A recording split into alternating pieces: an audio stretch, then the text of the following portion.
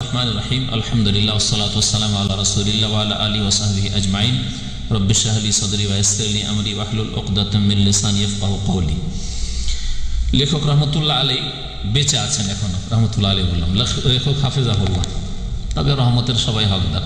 আজকালকার টার্ম হয়ে গেছে বেঁচে থাকলে হাফেজাহুল্লাহ, আল্লাহ হেফাজত করেন, কারণ হেফাজতের প্রয়োজন যতক্ষণ মানুষ বেঁচে আছে, আর মারা গেলে আর হেফাজত কি, এখন রহমতের প্রয়োজন, আল্লাহ পাকের রহমত ছাড়ার উপায় নেই, সেজন্য রাহিমাহুল্লাহ বা রহমতুল্লাহ আলাইহি। তো লেখক হাফেজাহুল্লাহ তাআলা শেখ সালেহ বিন ফৌজান আল ফৌজান, সৌদি আরবের বড় একজন আলেম। তার বাড়িতে আমরা সাক্ষাৎ করেছি কয়েক বছর আগে। তার ছেলে মেয়ে নেই, নিঃসন্তান। আল্লাহ পাকের কুদরত কত বড়! তিনি কি কম নেক লোক নাকি? বিশাল বাড়িতে শুধু বুড়া বুড়ি স্বামী স্ত্রী থাকে, আল্লাহর কাছে কম দোয়া করেছে, তাই না? তো জরুরি না যে আপনার শব্দই কবুল হইতে হবে, এটা মনে করবেন না কখন। অনেকে ভাবে যে আমি এত ভালো কাজ করলাম, এত নামাজ রোজা করছি, এত দিনের কাজ করছি, আর আমার এই মনের আশাটা পূরণ হইল না, আমার এই দোয়াটা কবুল হইল না, হ্যাঁ, আমার এই ছেলেটা মানুষ হইল না, ছেলেটা বড় হইল না, ইত্যাদি বাঁচল না। না, জরুরি না। আল্লাহ আমাকে ছেলে দিল না, শুধু মেয়ে দিল বা দিলই না। না, আপনার চেয়ে বড় বড়দেরকে আল্লাহ পাক দেন। ইমাম বুখারী রহমতুল্লাহ আলাইহি ছেলে মেয়ে কিছুই ছিল না। ইমাম বুখারী, ইমাম ইবনে তাইমিয়া রহমতুল্লাহ আলাইহি বিয়ে করারই সুযোগ সুবিধা হয় কোথায় তারা?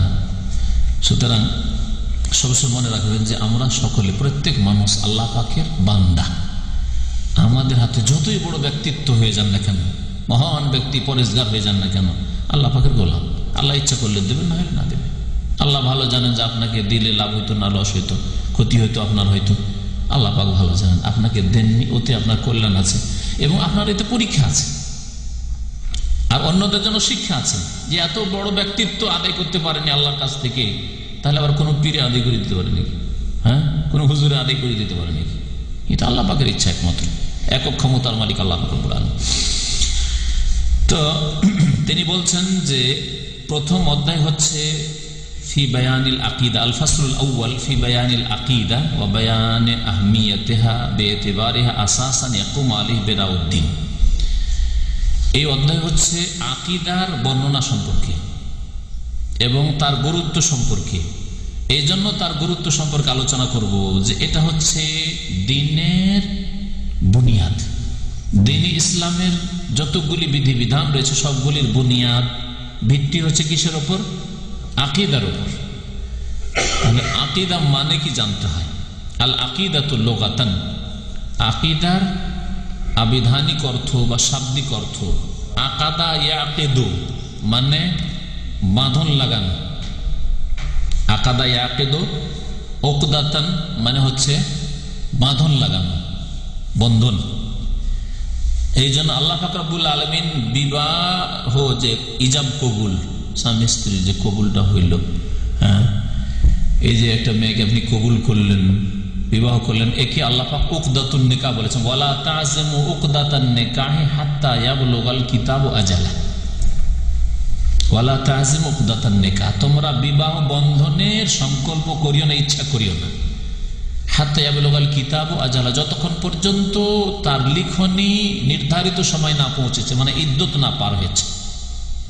অন্য স্বামী থেকে তালাক হয়ে থাকলে যতক্ষণ ইদ্যত না পার হয়েছে, অথবা যদি স্বামী মারা গিয়ে থাকে, স্বামী হারা হয়ে থাকে, তাহলে যতক্ষণ ইদ্যত না পার হয়েছে ততক্ষণ পর্যন্ত বিবাহের সংকল্প করিও না।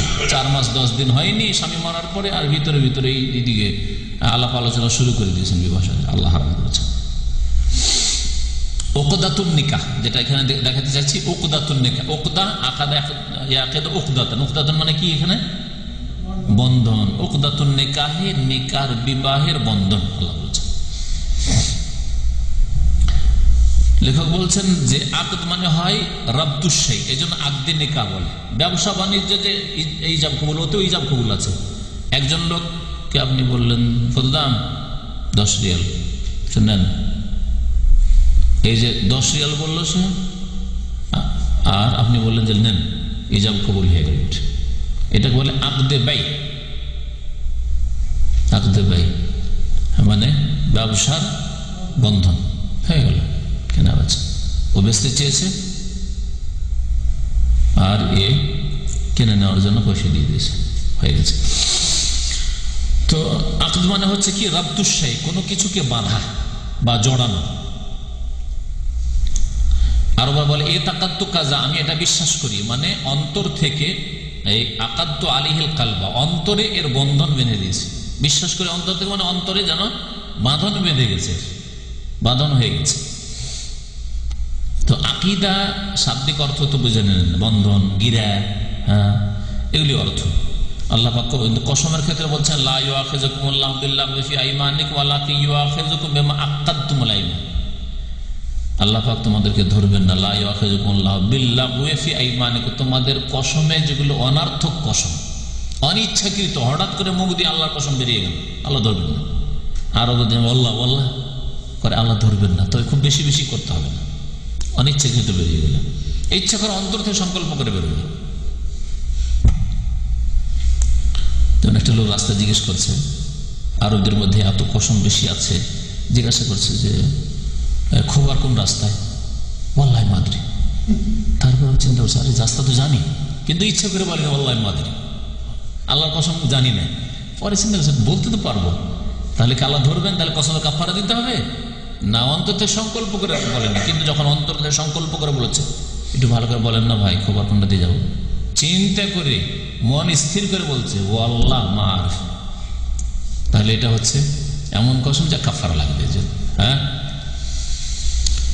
যদি ভবিষ্যতের ক্ষেত্রে, যদি ওলামারা বলেছেন ভবিষ্যতের ক্ষেত্রে কাফারা, কিন্তু যদি অতীতের ক্ষেত্রে হয় যে জানি না, তাহলে এইটা আমিনে গমুস কাবিরা গুনাহ। যাই হোক, কসমের আবার ফিকহি মাসলায় যাচ্ছে। তো আকীদা শাব্দিক অর্থ জানলেন। শরীয়তের ভাষায় আকীদা বলে মা ইয়াদিনু বিহিল ইনসান, মানুষ যেটা বিশ্বাস করে তাকে আকীদা বলা হয়। মানুষ যেটা বিশ্বাস করে তাকে আকীদা বলা হয়, কারণ মানুষের বিশ্বাসটা এমন এক গিরার গিরা, বন্ধনের বন্ধন, যেই বন্ধন খোলা খুব জটিল ব্যাপার। আপনার যদি বিশ্বাস ঠিক থাকে তাহলে সেটাও সহজে খোলা যাবে না, আর যদি ভুল বিশ্বাস থাকে সেটাও খুলতে আরো কষ্ট লাগে। যেমন যাদের কবর মাজারে বিশ্বাস, তাবিজ তোমারে বিশ্বাস, পীর ফকিরে বিশ্বাস, ওদের এই ভ্রান্ত বিশ্বাসের গিরা খোলা অত সহজ নয়, যতক্ষণ পর্যন্ত তাদের আস্থা না জন্মেছে যে যিনি আমার গিরা খুলতে চাইছেন তিনি হক কথা বলছেন। যতক্ষণ আস্থা না হয়েছে অসম্ভব কথা। আমাদের যেসব ভাইরা কথা শোনে এবং মানে, তাদের অন্তর গিরা কখন খুলেছে? যখন বিশ্বাস করেছে যে না, আরে ও মুক্ত কোরআন হাদিসের কথা বলে, আরে প্রত্যেক কথা তো দলিল আছে, আল্লাহ এবং রসুলের কথা বলে, তখন তার গিরা খোলা সহজ হয়েছে। বাতিলের গিরা যতগুলি ছিল ধীরে ধীরে সব খুলে যাচ্ছে। আর যতক্ষণ পর্যন্ত আস্থা ভরসা না হয়েছে, কি জানি গুমরাই করছে হয়তো, হ্যাঁ, ভুল পথে চালিত করছে, ততক্ষণ একটু গিরা খুলবে, একটিও বাঁধন খুলবে না, সব বাঁধন বাঁধা আছে।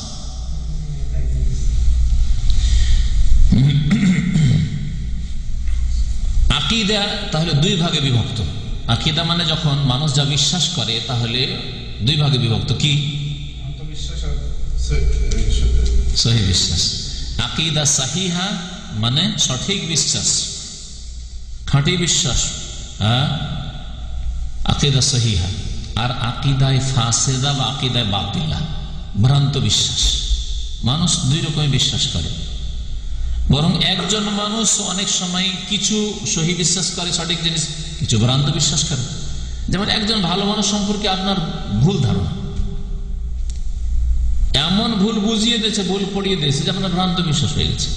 অনেক সময় হয়ে থাকে এরকম, অথচ লোকটার মধ্যে কোনো দোষ নেই, ভ্রান্ত বিশ্বাস আপনার। বাকি আপনার অন্যান্য আকীদা সব ঠিক আছে। অনেক লোক সম্পর্কে আপনার ধারণা ভালো আছে, কিন্তু দু চারজন ভালো মানুষ সম্পর্কে আপনার খারাপ ধারণা আছে, আমাকে খারাপ ধারণা দিয়ে দিয়েছে, আসলে খারাপ করেনি সে, হয় না অনেক সময়। এটা যদি ধর্মীয় ক্ষেত্রে হয় তার আরো মারাত্মক। ধর্মীয় ক্ষেত্রে অনেক সময় অনেক লোকের কিছু আকীদা ঠিক আছে আর কিছু আকীদা ভুল, কিছু বাতিল আকীদা, কিছু সহি আকীদা একই লোকের মধ্যে বিরাজ করছে। যেমন একজন লোক সহি আকীদা যে আল্লাহ এক, আল্লাহ আহাদ, কুল হু আল্লাহ, সূরা ইখলাস বিশ্বাস করে, আল্লাহ, আল্লাহর সত্তাই আল্লাহ এক, দুই আল্লাহ তিন আল্লাহ নেই, ঠিক না? এটা ঠিক বিশ্বাস তার, ঠিক না? তার আগে আল্লাহ আছেন, আল্লাহ নেই কথা নাস্তিকদের, আল্লাহ আছেন এটাও বিশ্বাস করে। দুটোই ঠিক না তার? হ্যাঁ, আল্লাহর জাত, আল্লাহর সিফাত, আল্লাহর গুণাবলীতে আল্লাহ পাক রব্বুল আলামিন একক মোটামুটি বিশ্বাস করে। কিন্তু তাকে জিজ্ঞাসা করে আল্লাহ কোথায়? সর্বত্র বিরাজমান, সবকিছুতেই বিরাজমান। আল্লাহ আরো সে না, সব জায়গায়। গুমরাহি আকীদা, ভ্রান্ত আকীদা। তো একটা লোকের মধ্যে কিছু সহি আকীদা পেলেন, বাকি ভ্রান্ত আকীদা। আকীদার ক্ষেত্রে এরকম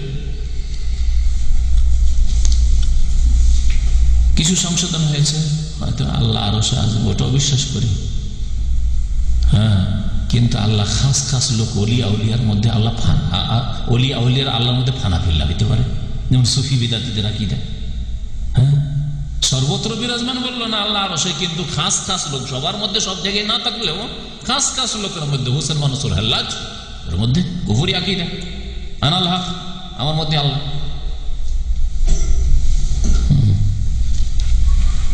অলিয়া উলিয়া আর এই পাগলারা জিকির করতে করতে করতে করতে আরশ আজিমে গিয়ে একাকার হয়ে যায়।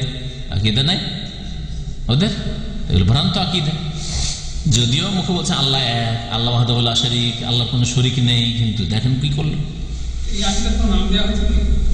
হ্যাঁ, কোন আকীদার?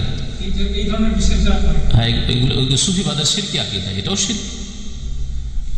এক আল্লাহ আর বহু অলিয়া উলিয়ার মধ্যে আল্লাহ পাকের অনুপ্রবেশ ঘটেছে। হিন্দুরা বলে যে ভগবানের অবতরণ হয়েছে, হ্যাঁ, আল্লাহ পাক ঈশ্বরের, রাম আর উমুক তমুকে কৃষ্ণে। আর এরা বলে যে হোসেন মানসুর হাল্লাজ আল্লাহ ফানা হয়ে গেছে, বিলীন হয়ে গেছে। তো ওই হিন্দুদেরই শিরকি কুফরি আকীদাগুলি, এগুলোও এক শিরক, কিন্তু এগুলো বুঝে না। অনেক সময় আল্লাহর জাত সিফাত এগুলো মানলো, রুবুবিয়াত মানলো, কিন্তু ইবাদত বন্দেগীর ক্ষেত্রে সে ভ্রান্ত আকীদা রাখে যে আল্লাহকে সরাসরি পাওয়া যায় না, আল্লাহকে পেতে হইলে কবর মাজারের মাধ্যমে, অলিয়া উলিয়ার মাধ্যমে যেতে হবে, ভায়া দিয়ে যেতে হবে, সিঁড়ি দিয়ে যেতে হবে। আর সিঁড়ি ইমান আমল নয় তাদের কাছে, সিঁড়ি হচ্ছে অলিয়া উলিয়া, পীরের মুরিদ হইতে হবে, না আল্লাহ পর্যন্ত পৌঁছিতে পারি। হ্যাঁ, ভ্রান্ত আকীদা। আল্লাহ একও বলছে, আল্লাহ পাককে রহমান বলছে, খালেকও বলছে, রাজ্জাকও বলছে। হ্যাঁ, আল্লাহ পাকের সামনে কাঁদছে, দোয়াও করছে, কিন্তু অনেক ক্ষেত্রে শিরক করছে যে আল্লাহকে পেতে হইলে পীর ধরতে হবে, অথবা আল্লাহর কাছে দোয়া করতে হলে এমনি সরাসরি দোয়া কবুল হবে, নবীর ওসিলা দিয়ে দোয়া করতে হবে। ওলিয়া উলিয়ার ওসিলা দিয়ে যদি দোয়া করি যে আল্লাহ তোমার ওই প্রিয় বান্দার ওসিলায়, আমার পীরের ওসিলায়, আমার নবীর ওসিলায় আমার দোয়া কবুল কর, ভ্রান্ত আকীদা। কারো মধ্যে আংশিক ভ্রান্ত আকীদা রয়েছে, কারো মধ্যে অনেকটা ভ্রান্ত আকীদা রয়েছে, কারো সবগুলি ভ্রান্ত আকীদা রয়েছে, নানান মানুষ রয়েছে। যারা গুমরাহ তাদের তাহলে বিভিন্ন শ্রেণীর মানুষ গুমরাহ রয়েছে। আর যারা সহি আকীদা রয়েছে তারা কোরআন সুন্নাহকে ভিত্তি বানিয়ে আল্লাহ পাক যা বলেছেন, তার রাসূল সাল্লাল্লাহু আলাইহি ওয়াসাল্লাম যা বলেছেন, রাসূলুল্লাহ সাল্লাল্লাহু আলাইহি ওয়াসাল্লাম যা করেছেন, কোরআন এবং হাদিসের ভিত্তিতে নিজের আকীদা গঠন করা, এবং যেইভাবে সাহাবায়ে কেরামের বিশ্বাস রাখতেন সেরকম বিশ্বাস রাখতেন। যেমন নবীর ইন্তেকাল, শুধু আল্লাহ সম্পর্কে না, নবী সম্পর্কে ভ্রান্ত আকীদা আছে, আখিরাত সম্পর্কে ভ্রান্ত আকীদা আছে। হ্যাঁ, ঠিক না? কবরের জীবন সম্পর্কে ভ্রান্ত আকীদা আছে, নেই? প্রত্যেকটি ক্ষেত্রে ভ্রান্ত আকীদা আছে। নবী সম্পর্কে ভ্রান্ত আকীদা যে নবী নূরের পয়দা, বাতিল আকীদা। নবী সম্পর্কে ভ্রান্ত আকীদা যে নবীর ছায়া ছিল না। নবী সম্পর্কে ভ্রান্ত আকীদা যে হায়াতুন নবী, বললে তো মেলা হয়ে যায়, অনেক অনেক এরকম গুমরাহি আছে। আখিরাত সম্পর্কে, আখিরাতে সবাই নাফসি নাফসি করবে, কিন্তু আমাদের পীরে কিবলা, হ্যাঁ, আমার মুরিদান কই, মুরিদান কই, মুরিদান বলে ছড়বে, সব কথাবার্তা নাই তাদের কিতাব দিতে, মুরিদানের খোঁজ করে আমার মুরিদান কোথায় আছে। সুবহানাল্লাহ।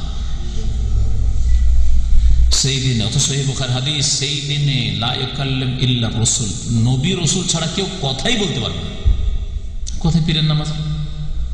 সাহাবী পর্যন্ত, সাহাবীর কথাও নাই যে সাহাবী কথা বলতে পারবে সেই দিন, একমাত্র রাসূল ছাড়া কেউ কথা বলতে পারবে। আর তারপর কোন রাসূল সুপারিশ করতে চাইবে না, সবাই বলে আমি পারবো না, একমাত্র মুহাম্মদ রাসূলুল্লাহ সাল্লাল্লাহু আলাইহি ওয়াসাল্লাম।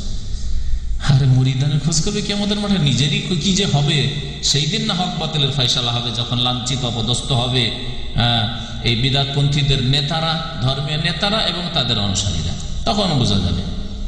দুনিয়াতে হক বাতিলের চূড়ান্ত ফয়সালার জন্য আল্লাহ পাক দুনিয়া সৃষ্টি করেন, এখানে পরীক্ষার জন্য আল্লাহ পাক সৃষ্টি করেছেন। তো বলছিলাম যে আকীদা দুই রকম, আকীদা সহিহা সহি আকীদা, আর আকীদা বাতিলা বা ফাসেদা ভ্রান্ত আকীদা।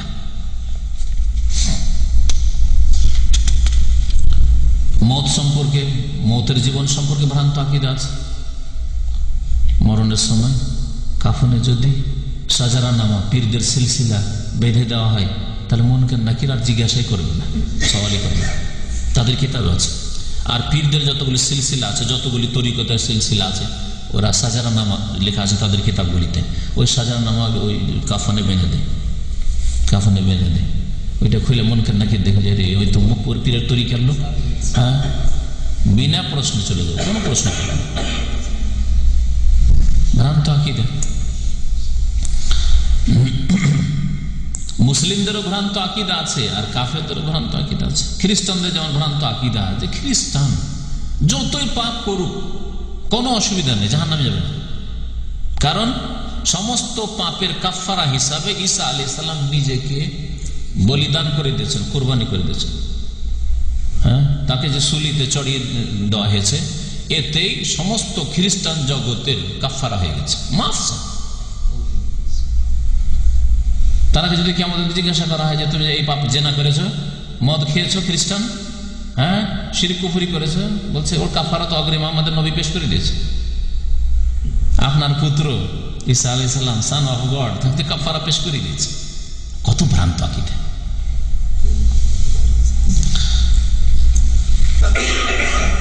এমনকি ভ্রান্ত আকীদা ঈসা আলাইহিস সালাম মারা গেছেন, এটাই ভ্রান্ত আকীদা। ঈসা আলাইহিস সালাম মারাই যান, সুলিতে চড়ানোই হয়নি, কোরআন বলছে, তাই না? ভ্রান্ত আকীদা, ভ্রান্ত আকীদার শেষ নেই।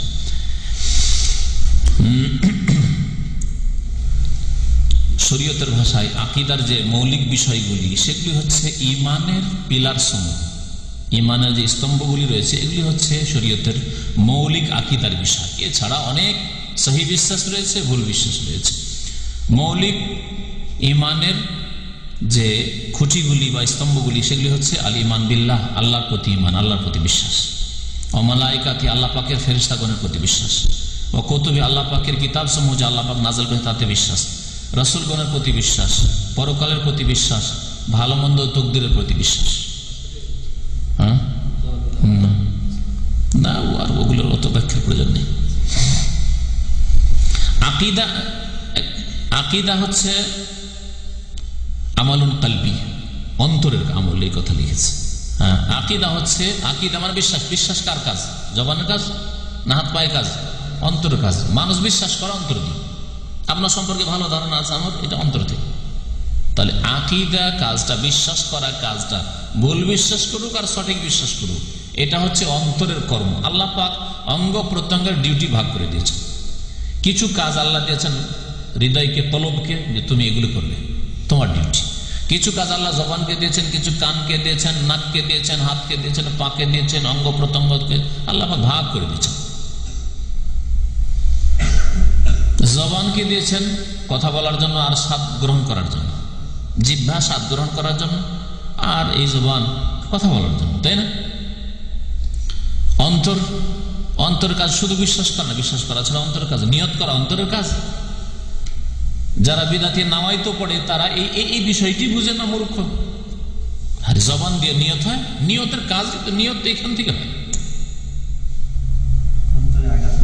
কেউ যদি আমি পা দিয়ে ধরি, চোখ দিয়ে শুনি, তাহলে কি বলবেন? ওকে হয় পাগল বলবেন, আর না হলে ইচ্ছে করে বোকামি করছে, বোকামি কথাবার্তা বলছে, তাই না? হয় আসলে পাগল, আর না হলে ইচ্ছা করে বোকামি করছে। তো যেই ব্যক্তি বলবে যে নিয়ত পড়তে হয়, সে কত মূর্খ। হয় সে মস্তিষ্ক বিকৃত পাগল, আর না হলে মূর্খ, দিন বুঝে না, শব্দও বুঝে না। নিয়ত মানে অন্তরের সংকল্প, আর সংকল্প হয় অন্তর দিয়ে। যেন দুনিয়ার সমস্ত নিয়ত করে অন্তর দিয়ে, ভাই আমার নিয়ত আছে, যদি একামাটা এবার ইনল হয়ে যায় তো আর থাকবো না, 2-4 মাস থেকে দেশে চলে যাব। মানে কি নামাইতে পড়েছে? নামাইতে পড়েছে শুধু ওই নামাজের ক্ষেত্রে, আর রোজার ক্ষেত্রে, আর হজের ক্ষেত্রে, উমরার ক্ষেত্রে নামাইতো, জাকাতের ক্ষেত্রেও তো নামাইতে পড়ে না। কোন কোন বিদআতপন্থী যারা নাওয়াইতু আন উসাল্লি দিয়ে নামাজ পড়ে, কোনদিন নাওয়াইতু যাকাতা বলে? নাওয়াইতু সাদাকাতা, দান করার নিয়ত করেছি বলে? মাতা পিতার জন্য টাকা পয়সা ড্রাফট করছে, তখন নাওয়াইতু বলে না, লিখে ফর্মে লিখে যে নাওয়াইতু, না বলে মুখোচ্চারণ করে যে নাওয়াইতু? বাপমার সাথে ইহসানের নিয়ত করেছি, বাপমার কাছে টাকা পাঠাবার নিয়ত করেছি, বাপমার চিকিৎসার নিয়ত করেছি, সবগুলি তো দিনের কাজ, নেকির কাজ। তো কি বলছিলাম যে অন্তরের বেশ কিছু কাজ রয়েছে। জি, বিশ্বাস অবিশ্বাস এর সম্পর্ক অন্তরের সাথে। দুঃখ, কষ্ট, শোক এগুলি কিসের কাজ? অন্তরের কাজ। সেটার বহিঃপ্রকাশ হয় অঙ্গ প্রত্যঙ্গের উপর। যেমন বিশ্বাস অন্তরের কাজ, আর তার বহিঃপ্রকাশ বিশ্বাস আছে, নামাজ না পড়লে নাজাত পাবো না, সেই জন্য অঙ্গ প্রত্যঙ্গ রেডি নামাজ পড়ার জন্য, বহিঃপ্রকাশ। কিন্তু বিশ্বাস অন্তর দিয়ে। ঘুমন্ত ব্যক্তির একটু জাগেন, বেশি না, একটু। তো শরীয়তের ভাষায় আকীদা হচ্ছে আল্লাহর প্রতি ঈমান, ফেরেশতাদের প্রতি ঈমান, আল্লাহ পাকের কিতাব সমূহের প্রতি ঈমান, যেগুলি কিতাবের কথা আল্লাহ পাক উল্লেখ করেছেন, আর যেগুলি উল্লেখ করেননি, হয়তো কিতাব ছিল, রসুলদের কথা আল্লাহ পাক অনেক রসুল নবী রসুল কথা উল্লেখ করেননি, এতটুকু আমাদেরকে বিশ্বাস করতে হবে। আল্লাহ পাক যেসব নবী রসুল পাঠিয়েছেন সবগুলি বিশ্বাস করি, আল্লাহর নাম উল্লেখ করে থাকুক আর নাই থাকুক। পরকালের প্রতি, পরকালে যতগুলি স্তর রয়েছে, এই মত থেকে শুরু করে একেবারে জান্নাত জাহান্নাম পর্যন্ত সবগুলিকে বিশ্বাস করার নাম হচ্ছে পরকালের প্রতি ঈমান। ভালো মন্দ তকদিরের প্রতি ঈমান। কেউ যদি তকদির বিশ্বাস না করে, হ্যাঁ, তকদির বিশ্বাস যারা করে না তারা শুধু ধর্মীয় ক্ষেত্রে বিশ্বাস করে না, পেটের ক্ষেত্রে ঠিক বিশ্বাস করছে। তকদিরে যখন লেখায় আছে তো আর কাজকর্ম করলেই বা কি না করলেই কি, হ্যাঁ, এ কথা শুধুমাত্র নামাজ রোজার ক্ষেত্রে, ধর্মের ক্ষেত্রে বলে। জান্নাত যদি আল্লাহ নসিবের রাখে, তকদিরে যখন লিখায় আছে তো লিখাই তো আছে, তো পাবো, বলে না সেরকমরা। জাহান্নাম যদি লিখাই থাকে তো নামাজ রোজা করে লাভ কি? শয়তান কিভাবে মানব জাতিকে গুমরাহ করেছে। নামাজের ক্ষেত্রে, রোজার ক্ষেত্রে, ধর্মের ক্ষেত্রে, জান্নাত জাহান্নামের ক্ষেত্রে কথা বলে, পেটের ক্ষেত্রে কথা কোনো বেকুফকে বলতে শোনা যায় না। যে যদি রিয়াল ডলার তকদিরে থাকে তাহলে পাসপোর্ট করলেও পাবো, ভিসা লাগাইলেও পাবো, আর বিদেশ গেলেও পাবো, আর ঘরে বসে থাকলেও পাবো, যে লাভ কি? এত কষ্ট করে লাভ কি? সব চলে আসছেন পূর্বাসে, হ্যাঁ, পেটের ক্ষেত্রে। ওটাও তো তকদির। তকদির মানে তো এই না যে তোমার শুধু জান্নাত জাহান্নাম লেখা, তকদির মানে সব কিছুই লেখা আছে, আর তুমি করবে এইরকম, সেই জন্য আল্লাহ লিখে রেখেছেন, আর আল্লাহ লিখেছেন বলেই তুমি করবে না। এই কথাটাকে যে বুঝে নেবে সে তকদির বুঝে নিল। তকদির উপর আমার দুটো এর জন্য বড় বড় বক্তব্য আছে। আল্লাহ পাক এর কাছে অতীত, বর্তমান, ভবিষ্যৎ সব সমান এলিমের দিক থেকে, তাই না? আল্লাহ যেমন অতীত জানেন, বর্তমান জানেন, ভবিষ্যৎ জানেন, সমানভাবে জানেন, তাই না? সবকিছু জানেন। পক্ষান্তরে আমি আপনি অতীতটাই সামান্য কিছু জানেন, যা চোখের সামনে ঘটেছে, তারপর অনেক কিছু ভুলে গেছেন, দেখেও ভুলে গেছেন। আর বর্তমান যতটা চোখের সামনে আছে এতটুকু দেখছেন, হ্যাঁ, আর ভবিষ্যতে কিছুই জানেন না, ঠিক না? আল্লাহ সম্পর্কে এই যে সঠিক ধারণা না থাকার কারণে এই গুমরাহিটা হয়েছে। আপনি 50-60 বছরের জন্য দুনিয়াতে আসবেন, আর কোন দেশে আসবেন, কোন ভাষাভাষী হবেন, কত বছর বাঁচবেন, এবং কর্মগুলি আপনার কেমন হবে, ভালোর দিকে বাড়বেন না মন্দ পাপের দিকে বাড়বেন, সুতরাং সেই অনুপাতে আপনার পরিণাম নির্ধারিত হবে। রুজি রোজগার করবেন না এসে বাটমারি করবেন, সুতরাং খালি হাতে দেশে ফিরে যেতে হবে। সব এই জন্য লেখা আছে যে আপনার কর্মগুলি কোন দিকে যাবে, এবং প্রত্যেকে অনুভব করছেন যে আমরা সকলে স্বাধীন।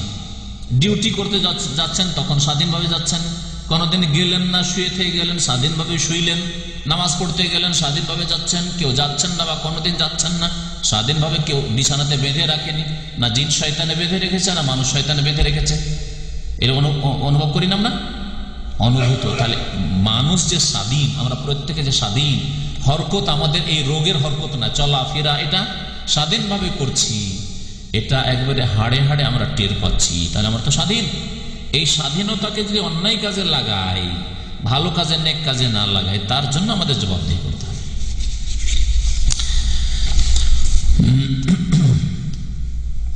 এই বিশ্বাসগুলিকে আরকানুল ঈমান বলা হয়। আর শরীয়ত দুই ভাগে বিভক্ত। শরীয়তের বিধিবিধান দুই ভাগে বিভক্ত, এতেকাদিয়াত আর আমালিয়াত। এতেকাদ মানে যেগুলি আকীদা থেকে, এতেকাদ শব্দটি বা ইফতিয়াল থেকে, বিশ্বাসের বিষয় শরীয়তের একটা পার্ট, আর আরেকটা অংশ, আরেকটা পার্ট হচ্ছে আমালিয়াত, মানে আমলের সাথে, কর্মের সাথে সম্পর্কিত।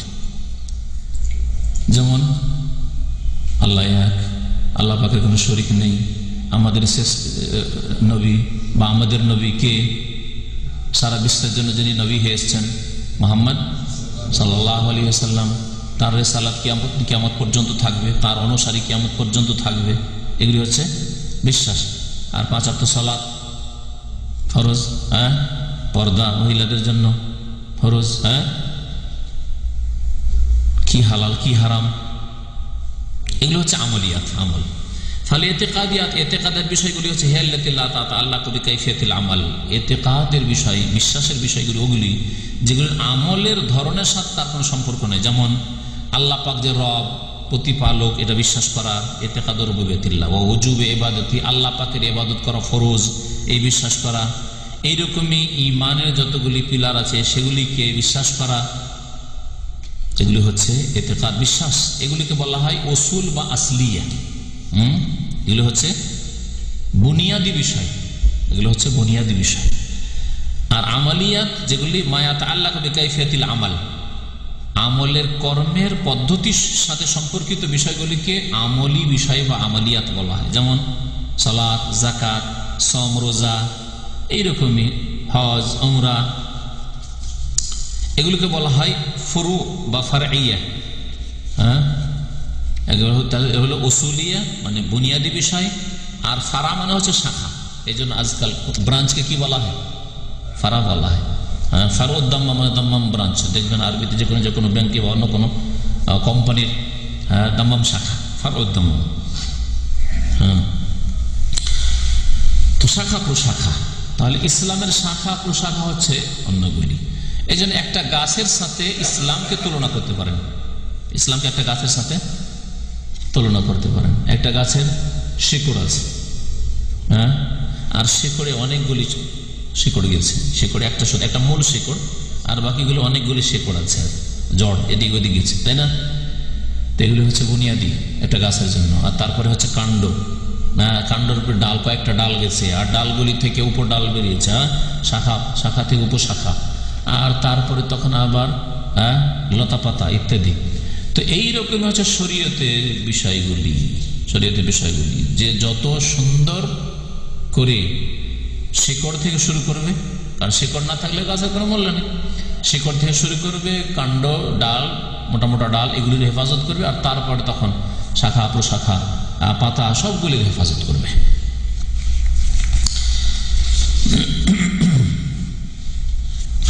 বলছেন লিআন্নাহা তুবনা আলা তিলকা সিহাতান ওয়া ফাসাদান, এগুলিকে শাখা প্রশাখা এই জন্য বলা হয় যে এগুলি ওই উসুল, যেগুলো বুনিয়াদি বিষয়, বেসিক বিষয়, সেগুলির ওপর নির্ভরশীল, সেগুলির ওপর এগুলোকে ভিত্তি স্থাপিত করতে হবে। উসুল আপনার বুনিয়াদি যদি ঠিক না থাকে, আল্লাহ সম্পর্কে, রাসূল সম্পর্কে আকীদা ঠিক না থাকে, শিরক মুক্ত না হন, তাহলে আমল সেগুলি আর টিকবে না। যেমন শিকড়, জড় যদি না থাকে গাছের, তাহলে গাছ হয় বাঁচবে না, মরে যাবে শুকিয়ে, আর না হলে একটু বাতাস হলে উল্টে পড়ে যাবে। ফাল আকিদাতুস সাহিহাতু হিয়াল আসাস আল্লাযী ইয়াকুমু আলাইহি দ্বীন, সহিহ আকীদাই হচ্ছে এমন এক বুনিয়াদ যার উপর দ্বীন প্রতিষ্ঠিত। আর এই সহিহ আকীদা যদি ঠিক থাকে তাহলে আমল বিশুদ্ধ হবে। যেমন আল্লাহ পাক ইরশাদ করেছে, ফামান কানা ইয়ারজু লিকা রাব্বিহি ফালিয়ামাল আমালান সালিহা ওয়া লা ইউশরিক বিইবাদাতি রাব্বিহি আহাদা, যে ব্যক্তি আল্লাহর সাথে সাক্ষাতের আশাবাদী, সে যেন সৎ কাজ করে, ফালিয়ামাল আমালান সালিহা, নেক আমল করে, আর রবের সাথে, রবের ইবাদতে যেন কোনো রকমের শিরক না করে। তার নেক আমল আল্লাহ করতে বলছেন, আর শিরক মুক্ত হইতে বলছেন। শিরক মুক্ত হওয়া হচ্ছে আকীদার পরিশুদ্ধি, আর তারপরে ভালো আমল করেন তাহলে কাজে আসবে। আল্লাহ পাক আরো ইরশাদ করেছেন, ওয়ালাকাদ উহিয়া ইলাইকা নবী, তোমাকে ওহী করা হয়েছে, ওয়া ইলাল্লাযিনা মিন ক্বাবলিকা, তোমার পূর্বের জাতিকে ওহী করা হয়েছে, বা তোমার পূর্বের নবীদেরকে ওহী করা হয়েছে, লাইন আশরাকতা, যে তোমরা যদি শিরক করো, তুমিও শিরক করো। আর তাদেরকে বলা হয়েছে, এই নূহ তুমি যদি শিরক করো, ইব্রাহিম তুমি যদি শিরক করো, মূসা তুমি যদি শিরক করো, এভাবে প্রত্যেককে বলা হয়েছে লা ইয়াহবাতান্না আমালুকা, তোমার আমল ধ্বংস হয়ে যাবে। ওয়ালা তাকুনান্না মিনাল খাসিরিন, ক্ষতিগ্রস্তদের অন্তর্ভুক্ত হবে। ওয়াকালা তাআলা, এবং আল্লাহ পাক আরো বলেছে ফাবুদিল্লাহ মুখলিসান লাহুদ্দিন, আল্লাহ পাকের জন্য দ্বীনকে নিখুঁত নির্ভেজাল করে ইবাদত করো। আল্লাহ পাক আরো একটি আয়াত বলেছেন আলা লিল্লাহিদ দীনুল খালিস, জেনে রাখো যে দ্বীন আনুগত্য একমাত্র আল্লাহর জন্য নিখুঁত নির্ভেজাল হতে হবে। দর্শের বিষয়বস্তু হচ্ছে আজকে ইসলামী আকীদা সম্পর্কে। ইসলামী আকীদা, ইসলামী আকীদা মানে হচ্ছে বিশুদ্ধ আকীদা, সহিহ আকীদা। আর যদি শুধু আকীদা বলেন মানে বিশ্বাস, ধর্মীয় বিশ্বাস, যেটাকে দ্বীন মনে করে, ধর্ম মনে করে বিশ্বাস করা হয়, সেটা হচ্ছে আকীদা। সেটা সহিহ আকীদা হতে পারে যেটা ইসলামী আকীদা, আর ভ্রান্ত আকীদা হতে পারে যেটা বাতিল, শিরকি আকীদা, কুফরি আকীদা বা গুমরাহি, কমপক্ষে ভিত্তিহীন। শিরক যদি না হয়, কুফরিও না হয়, তবে সেটা হচ্ছে বিদাতি আকীদা, ইসলামিক আকীদা, যা নবী করিম সাল্লাল্লাহু আলাইহি ওয়াসাল্লাম আল্লাহর পক্ষ থেকে নিয়ে আসেননি। আকীদার শাব্দিক অর্থ এবং আকীদার সংজ্ঞা এসব গত আলোচনাতে এসেছিল। এখন বাকি বিষয়গুলি আকীদা সম্পর্কে আমরা ধীরে ধীরে আলোচনা করব। সহিহ আকীদা হচ্ছে দ্বীনের মূল বিষয়। আমরা আমাদের আলোচনাতে শাব্দিক অর্থ না করে আমরা ভাব অর্থ পেশ করব বা আসল বিষয়টা পেশ করব, এটা বেশি ভালো। কারণ শাব্দিক অর্থ শুধু জেনে আসল বিষয়টা অনেক সময় হয়তো ফুটে উঠবে না। এই জন্য প্রত্যেকটি শব্দের পিছনে আপনারা যারা বই রেখেছেন পড়বেন না। ফাল আকিদাতুস সাহিহাতু হিয়াল আসাস, সহিহ আকীদা হচ্ছে বুনিয়াদ বা মৌলিক বিষয়। আল্লাযী ইয়াকুমু আলাইহি দ্বীন, যার উপর দ্বীনের প্রত্যেকটি বিধিবিধান, প্রত্যেকটি বিষয় নির্ভরশীল, প্রতিষ্ঠিত, এবং এর উপর ভিত্তি করেই সমস্ত আমল শুদ্ধ হবে। ওয়াতাসিহু মাহুল আমাল, যদি আকীদা সহিহ থাকে, ইসলামিক আকীদা থাকে, কোরআন সুন্নাহ ভিত্তিক আকীদা থাকে, তাহলেই আমল শুদ্ধ হবে। কারণ এর ওপর দ্বীনের সমস্ত কিছু নির্ভরশীল। আল্লাহ পাক রব্বুল আলামিন ইরশাদ করেছেন সূরা কাহফের শেষ নম্বর আয়াত, 110 নম্বর শেষ আয়াত, ফামান কানা ইয়ারজু লিকা রাব্বিহি ফালিয়ামাল আমালান সালিহা ওয়ালা ইউশরিক বিইবাদাতি রাব্বিহি আহাদা।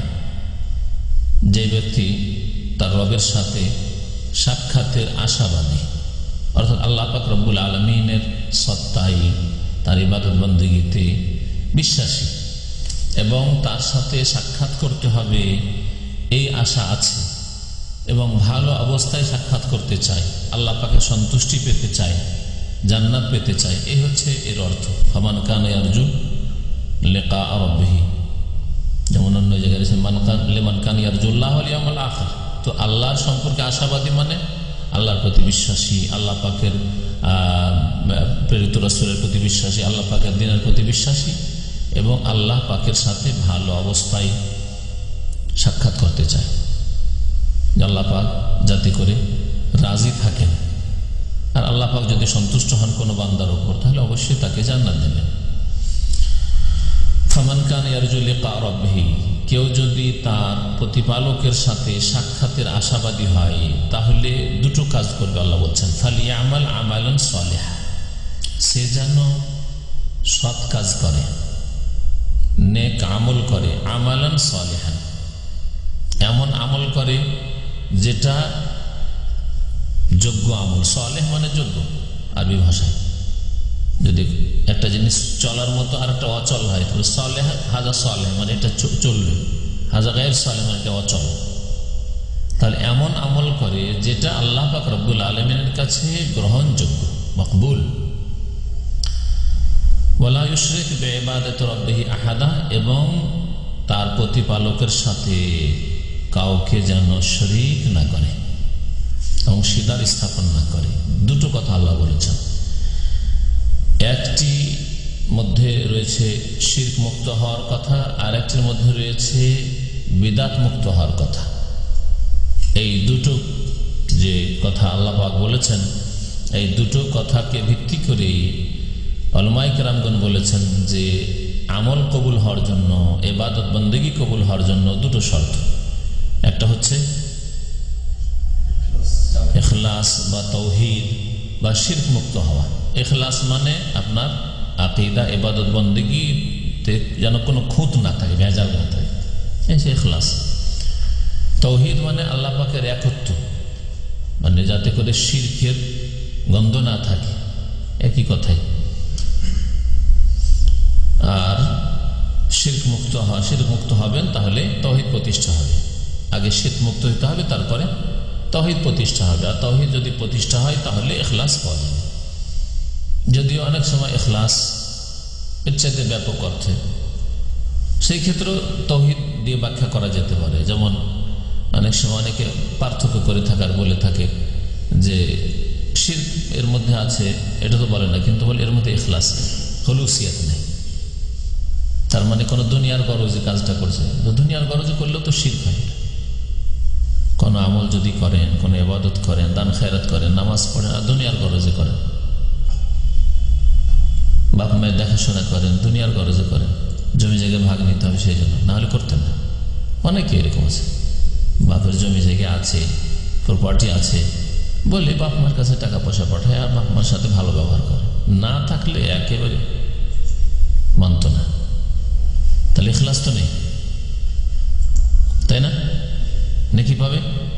নেকি পাবে না, কারণ প্রথম শর্ত নেই। আচ্ছা, এটা শিরক নাই, দুনিয়ার গরজে করে, ভাগ পাবো, জমি জায়গা পাবো, টাকা পয়সা পাবো, বাপের কাছ থেকে কিছু লাভ আছে সেই জন্য করছে, এটা শিরক নয়। সে শিরকে আসগার হতে পারে, ছোট শিরক হতে পারে, যেটা কাবিরা গুনাহ। অন্য অন্য কাবিরা গুনার চাইতে বড় বড় কাবিরা বড় গুনাহ। শিরকে আসগার বড় শিরকের তুলনায় সেটাকে আসগার বলা হয়েছে না, গুনার দিক থেকে সেটা ছোট নয়। অথবা শিরকে আকবারও হইতে পারে অনেক সময়। তাহলে ইখলাস দিয়ে তাওহীদের ব্যাখ্যা করা যেতে পারে, তাওহীদ দিয়ে ইখলাসের ব্যাখ্যা করা যেতে পারে। তো ইখলাস বলেন অথবা তাওহীদ বলেন বা শিরক মুক্ত হওয়া বলেন। যে ব্যক্তি শিরক মুক্ত হইল, শিরক মুক্ত হয়ে তাওহীদ প্রতিষ্ঠা করল, কারণ শুধু শিরক মুক্ত কিন্তু ইবাদত করেন না, তাহলে সে তো নাজাত পাবে না। একটা লোক শিরক করে না, কবর মাজার পূজা করে না, দেবদেবীর কাছে যায় না, হ্যাঁ, কিন্তু নামাজও পড়ে না, রোজাও রাখে না, তাহলে কখনো সে পরিত্রাণ পাবে না। তো ইবাদত বন্দেগী কবুল হওয়ার জন্য প্রথম শর্ত হচ্ছে ইখলাস বা তাওহীদ বা শিরক মুক্ত হওয়া। আল্লাহ বলেছেন ওয়ালা ইউশরিক বিইবাদাতি রাব্বি আহাদা। আর সেই আমলটা কবুল হওয়ার যোগ্য হইতে হবে আমালান সালিহান, মানে সাওয়াবান মুওয়াফিকান লিসুন্নাহ, সহিহ শুদ্ধ যেন হয়, নবী করিম সাল্লাল্লাহু আলাইহি ওয়াসাল্লামের তরিকা মোতাবেক হয়, নবী সাল্লাল্লাহু আলাইহি ওয়াসাল্লামের তরিকা মোতাবেক যেন হয়। এই আয়াতে এই দুটো যে আমল কবুল হওয়ার শর্ত তা মওজুদ আছে, ওলামারা বলেছেন। আমালান সালিহান মানে বিদাতি আমল না হয়, সুন্নতি আমল হয়। আর ওয়ালা ইউশরিক বিইবাদাতি রাব্বি আহাদা মানে তাওহীদ যেন থাকে, শিরক মুক্ত হয়। তাহলে আল্লাহ পাকের সাথে ভালো অবস্থায় সাক্ষাৎ করতে পারবে, আল্লাহ পাক রাজি হবে। এই দুটো শর্তের সাথে যে কোনো আমল করবে কবুল হবে। আল্লাহ পাক আর ইরশাদ করেছেন সমস্ত নবী রাসূলগণ সম্পর্কে, ওয়াকালা তাআলা, মহান আল্লাহ ইরশাদ করেছেন ওয়ালাকাদ উহিয়া ইলাইক, হে নবী তোমাকে ওহী করা হয়েছে, আল্লাহ পাকের আদেশ, ওয়া ইলাল্লাযিনা মিন ক্বাবলিক, এবং তোমার পূর্বে যারা এসেছে নবী রাসূলগণ এসেছেন তাদেরকেও ওহী করা হয়েছে। লাইন আশরাকতা, তুমি যদি শিরক করো, হে মুহাম্মদ তুমি যদি শিরক করো, হে নূহ তুমি যদি শিরক করো, হে মূসা ঈসা তুমি যদি শিরক করো, এইভাবে প্রত্যেককে তাদের জামানায় যখন যখন নবী রাসূল হয়ে তারা এসেছেন, আল্লাহ পাক রব্বুল আলামিন প্রত্যেক নবী রাসূলগণকে সম্বোধন করেছেন লাইন আশরাকতা বলে। তুমি যদি শিরক করো, লা ইয়াহবাতান্না আমালুকা, তাহলে তোমার আমল বিনষ্ট হয়ে যাবে, ধ্বংস হয়ে যাবে, বরবাদ হয়ে যাবে। হাবিতা ইয়াহবাত মানে ধ্বংস হয়ে যাওয়া, বরবাদ হয়ে যাওয়া। ওয়ালা তাকুনান্না মিনাল খাসিরিন, আমল করলেন তারপরে যদি সেটা থাকে না, ধ্বংস হয়ে যায়, তাহলে ক্ষতিগ্রস্ত। ওয়ালা তাকুনান্না মিনাল খাসিরিন, অবশ্যই অবশ্যই তুমি ক্ষতিগ্রস্তদের অন্তর্ভুক্ত হবে, ক্ষতিগ্রস্তদের অন্তর্ভুক্ত হবে। ক্ষতিগ্রস্ত যারা জান্নাত হারাবে, জাহান্নামে যাবে, যারা আল্লাহর আযাবে নিপতিত হবে, এরা হচ্ছে ক্ষতিগ্রস্ত, যারা আল্লাহর আযাব থেকে বাঁচতে পারবে না। কারণ আল্লাহ পাক বলেছেন লাভবান কারা ফামান যুহজিহা আনিন নার ওয়া উদখিলাল জান্নাহ, যাদেরকে জাহান্নাম থেকে দূরে রাখা হইল, ওয়া উদখিলাল জান্নাহ, এবং জান্নাতে যাদেরকে দাখিল করানো হইল, ফাকাদ ফাজ, তারাই হচ্ছে সফল কাম তারা। তাহলে যারা জান্নাত পেল না, জাহান্নামে যেতে হইল, জাহান্নামের শাস্তি যাদের জন্য, তারা কামিয়াব নয়, সফল কাম নয়, ব্যর্থ। তারা কর্ম করে ব্যর্থ। যারা শিরক করে, যারা বিদআত করে, তারা যদিও ভালো কাজ করে, তাদের আমলগুলির অবস্থা ওই রকমই। যেমন অনেক টাকা পয়সা, ধন সম্পদ আপনি অর্জন করলেন, কিন্তু বাড়িতে আগুন লেগে গেল, সব জ্বলে শেষ হয়ে গেল। আর জেনে শুনে যারা শিরক করছে, বলা হচ্ছে যেগুলো শিরক, তারপর যাদের মধ্যে গোঁড়ামি, মানব না, বড়রাকে ভুল করেছে তারাকে বুঝতো না, তারা যেন নিজের বাড়িতে নিজে আগুন লাগাল, নিজের টাকা পয়সা ধন দৌলত আয় ইনকাম করে তাতে নিজে আগুন ধরিয়ে দিল, ক্ষতিগ্রস্ত। আল্লাহ পাক রব্বুল আলামিন ইখলাস সম্পর্কে আরো ইরশাদ করেছেন, ফাবুদিল্লাহ মুখলিসান লাহুদ্দিন, একমাত্র আল্লাহর ইবাদত করো, তার জন্য দ্বীনকে খালিস করো, নিখুঁত নির্ভেজাল করে। আল্লাহ পাকের ইবাদত করতে হবে তার জন্য একেবারে খালিস করে, কোন রকমের যাতে শিরকের কোন গন্ধ না থাকে। আল্লাহ পাক আর ইরশাদ করেছেন, আলা লিল্লাহিদ দীনুল খালিস, জেনে রাখো খালিস দ্বীন, দ্বীন মানে আনুগত্য। দ্বীনের শাব্দিক অর্থ হচ্ছে আনুগত্য। দ্বীনের আরো অর্থ হয়, দ্বীন মানে প্রতিদান, দ্বীন মানে বদলা। মালিক ইয়াউমিদ্দিন সূরা ফাতিহা, ওখানে দ্বীন মানে আনুগত্য না, মালিক ইয়াউমিদ্দিন মানে ইয়াউমুল জাযা, প্রতিদান দিবসের যিনি মালিক। জেনে রাখো আল্লাহর জন্য নিখুঁত দিন হইতে হবে, আনুগত্য একমাত্র আল্লাহ পাক রব্বুল আলামিন হইতে হবে। আর দিন হচ্ছে, দিন ইসলাম হচ্ছে আনুগত্যের নাম। আল্লাহর আনুগত্য করা মানে আল্লাহর বিধান মানা, রাসূলুল্লাহ সাল্লাল্লাহু আলাইহি ওয়াসাল্লাম আনুগত্য করা, রাসূলুল্লাহ সাল্লাল্লাহু আলাইহি ওয়াসাল্লাম যা দিয়েছেন তা মেনে চলা। তো নিখুঁত আনুগত্য হতে হবে আল্লাহ পাক রব্বুল আলামিনের জন্য। এই আয়াতগুলি সূরা জুমারে রয়েছে। এই আয়াতগুলি এছাড়াও এই ধরনের যতগুলি আয়াত রয়েছে কোরআনে কারিমে, বহু আয়াত রয়েছে, প্রমাণ করে যে আলা আন্নাল আমাল লা তুকবাল ইল্লা ইযা কানাত খালিসাতাম মিনাশ শিরক, শিরক মুক্ত যদি না হয় তাহলে আমল কবুল হবে না। শিরক মুক্ত না হলে আমল কবুল হবে না। বড় শিরক যদি থাকে তাহলে সমস্ত অতীতের আমল ধ্বংস হয়ে যাবে। আর যদি শিরকে আসগার থাকে, নামাজটা পড়তেন, দান করতেন, কিন্তু যখন লোকজন দেখলো, জানলো, তখন বেশি খুশি হইল যে যাক আমার দানটা অথবা আমার নামাজ সুন্দর করলেন আরো, হ্যাঁ, যে লোকজন দেখছে। তো এইরকম করলে ওই আমলটা নষ্ট হয়ে যাবে, ওই আমল ধ্বংস হয়ে যাবে। এইরকমই হচ্ছে বিদআত। নবী করিম সাল্লাল্লাহু আলাইহি সাল্লামের তরিকা ছাড়া অন্য যে কোনো ব্যক্তির তরিকায় হোক অথবা নিজের খেয়াল খুশি হোক ইবাদত করলে সেই আমলটি ধ্বংস হয়ে যাবে, কবুল হবে না। নামাজ পড়লেন নামাইতে দি, যাই নামাজের দোয়া দি, ইখতিদাইতু বিহাযাল ইমাম দি, এরকম বহু ইবাদত বন্দেগীতে বিদআত আছে, তাহলে ওই আমল কবুল হবে না। কারণ নবী করিম সাল্লাল্লাহু আলাইহি ওয়াসাল্লামের হাদিস, মান আমিলা আমালান লাইসা আলাইহি আমরুনা ফাহুয়া রাদ্দুন, যে ব্যক্তি এমন কোন আমল করে যেটা আমার তরিকায় নয়, সেটা হচ্ছে প্রত্যাখ্যাত, কবুল হবে না। আর শিরক সম্পর্কে নবী সাল্লাল্লাহু আলাইহি ওয়াসাল্লাম বলেছেন যে আল্লাহ পাক ইরশাদ করেছেন সহিহ মুসলিমের, আনা আগনা শুরাকাই আনিশ শিরক, আমি শিরক থেকে, পার্টনারশিপ থেকে অধিক অমুখাপেক্ষী সমস্ত শরীকদের চাইতে।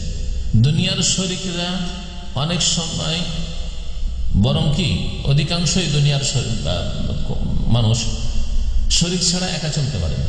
হয়তো আপনার ব্যবসায় শরীক নেই, ওই ব্যবসায় কিন্তু এই ব্যবসা চালানোর ক্ষেত্রে অনেক কর্মচারী আছে যারা শরিক।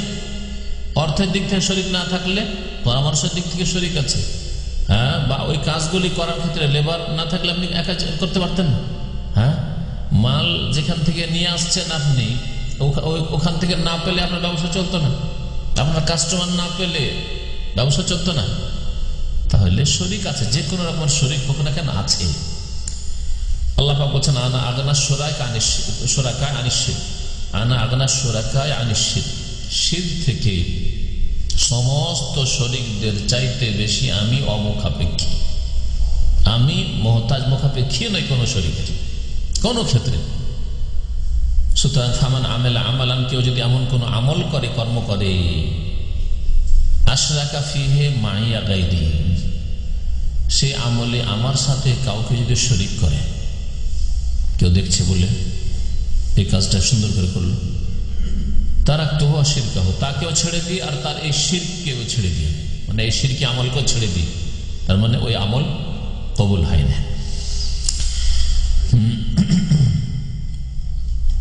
শিরক যে এত মারাত্মক, আর তৌহিদ যে দিনের জন্য অত্যন্ত জরুরি, যেটা হচ্ছে সহি আকীদা। আল্লাহ পাক সম্পর্কে তৌহিদের আকীদা হচ্ছে সহি আকীদা। এই আকীদা একমাত্র মুসলিম উম্মায় রয়েছে, যে মুসলিম উম্মারও অধিকাংশ লোক শিরকে লিপ্ত হয়ে গেছে। মুসলিম উম্মা ছাড়া অন্য কোন জাতিতে তৌহিদ আল্লাহর একত্র নেই। যে কোনো ধর্মাবলম্বী কেনেন আপনি, কোন ধর্ম অবলম্বী দুনিয়ায় পাবেন না যাদের কাছে তৌহিদ আল্লাহর একত্র আছে। যে কোনো ভাবে হোক না কেন শিরক ঢুকেছে, সে দেবদেবীর পূজা হোক অথবা তৃতীয়বাদ হোক, হ্যাঁ, অথবা আর অন্য কোনো ভাবে হোক, শিরক ঢুকে পড়েছে।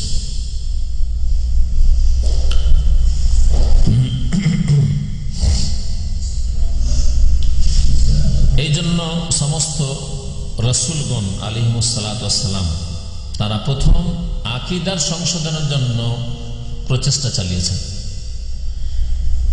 ওমিন সাম্মা কানা ইহতিমামুর রাসূল সাল্লাল্লাহু ওয়া সাল্লামু আলাইহি বিইসলাহিল আকীদাতি আউয়ালান, সর্বপ্রথম তারা আকীদার ইসলাহ চেষ্টা করেছেন।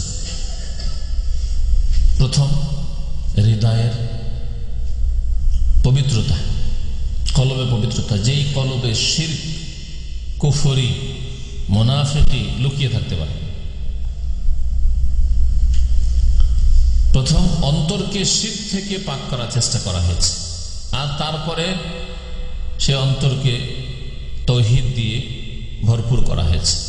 তারপরে তখন ইবাদত বন্দেগীর বিধান এসছে, দুনিয়ার আদান প্রদান, আখলাক, চরিত্র, আচার আচরণ, সব বিষয়গুলি এসছে। ফাউয়াল মা ইয়াদউনা আকওয়ামহুম ইলা ইবাদাতিল্লাহি ওয়াহদাহ, সুতরাং প্রত্যেক নবী নিজ নিজ জাতিকে একমাত্র আল্লাহ পাকের ইবাদতের দিকে আহ্বান করেছেন। ইবাদতের ক্ষেত্রে ইবাদতের দিকে আহ্বান করে, এটা তাওহীদে উলুহিয়ত, তাওহীদে উলুহিয়ত, তাওহীদে ইবাদতের দিকে কেন আহ্বান করেছেন? এই জন্য যে মানব জাতির ইতিহাসে প্রত্যেক জাতি, যে সব জাতিরা শিরকে লিপ্ত হয়েছে, তারা এই তাওহীদুল ইবাদতে শিরক করেছে, ইবাদতে উলুহিয়তে শিরক করেছে। রুবুবিয়তের ক্ষেত্রে, প্রভুত্বের ক্ষেত্রে অধিকাংশ জাতি আল্লাহকে রব, প্রতিপালক, আল্লাহকে খালেক, সৃষ্টিকর্তা, আল্লাহকে অলমাইটি, হ্যাঁ, সর্বশক্তিমান, হ্যাঁ, আল্লাহকে নিয়ন্ত্রণকারী, আল্লাহকে হায়াত মতের মালিক, আল্লাহকে রিজিক দাতা, এসব বিশ্বাস করেছে। যেমন কোরআনে কারিমে বেশ কিছু আয়াতে আরো মুশরিকদের সম্পর্কে বলা হয়েছে। তাদেরকে জিজ্ঞাসা করো যে মান খালাকাস সামাওয়াতি ওয়াল আরদ, আসমান জমিন কে সৃষ্টি করেছে? লা ইয়াকুলুনাল্লাহ, অবশ্যই তারা বলবে আল্লাহ। তারা বলতো না যে আমাদের লাতু জামানাত খোবালে আসমান সৃষ্টি করেছে, জমিন সৃষ্টি করেছে, আরবের এইসব পাহাড় পর্বত সৃষ্টি করেছে, এটা বলতো না। তারা ইবাদতে শিরক করত। নূহ আলাইহিস সালামের জাতি যেই যুগ থেকে শিরক শুরু হয়েছে, তারাও ইবাদতে শিরক করেছে।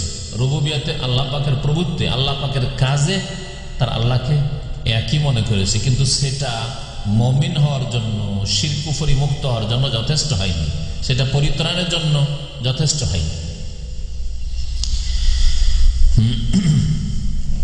একমাত্র আল্লাহর ইবাদতের দিকে তারা আহ্বান করেছেন এবং আল্লাহ ছাড়া অন্যের ইবাদত ত্যাগ করার জন্য আহ্বান করেছেন। শিরক ছেড়ে দাও, আল্লাহ ছাড়া অন্য ইবাদত করিও না, একমাত্র আল্লাহর ইবাদত করো। ও তারকে ইবাদত মা সিওয়া, যেমন আল্লাহ পাক ইরশাদ করেছেন ওয়ালাকাদ বাআসনা ফি কুল্লি উম্মাতিন রাসূলা, নিশ্চয়ই আমি প্রত্যেক জাতিতে একটি করে রাসূল প্রেরণ করেছি। সেই জাতির পিরিয়ড কতটা, এটা আল্লাহ পাকের কাছে। এখানে এই কথা বলা হয়নি যে প্রত্যেক 100 বছর পর, 200 বছর পর, 500 বছর পর একটা করে রাসূল পাঠিয়েছে। হ্যাঁ, কারণ এইরকম যদি আপনি পিরিয়ড নিজের পক্ষ থেকে নির্ধারিত করেন, তা আপনি তখন মানুষের প্রশ্নের সম্মুখীন হবেন, যার জবাব তো আপনার পক্ষে সম্ভব না। তখন কেউ ইতিহাস তুলে ধরবে, তাহলে দেখান, ভারতের ইতিহাসে দেখান যে এই কয়শো বছরের মধ্যে বা এই 1000 বছরের মধ্যে নবী রাসূল দেখান না। আল্লাহ পাক এগুলো বলেননি, শুধু নিজের পক্ষ থেকে মন গড়া কথা বলবেন না। আল্লাহ পাক প্রত্যেক জাতিতে রাসূল পাঠিয়েছেন। ওয়াইন মিন উম্মাতিন ইল্লা খালা ফিহা নাযির, এমন কোন সম্প্রদায় উম্মাত ছিল না যেই জাতিতে, যেই সম্প্রদায়ে সতর্ককারী নযির আমি পাঠাইনি। অবশ্যই এসেছে, জানেন আর না জানেন, অনেকে চিনতেই পারেন। কেউ যদি না মানে তো চিনবে কি করে? বুঝছেন আমার কথা?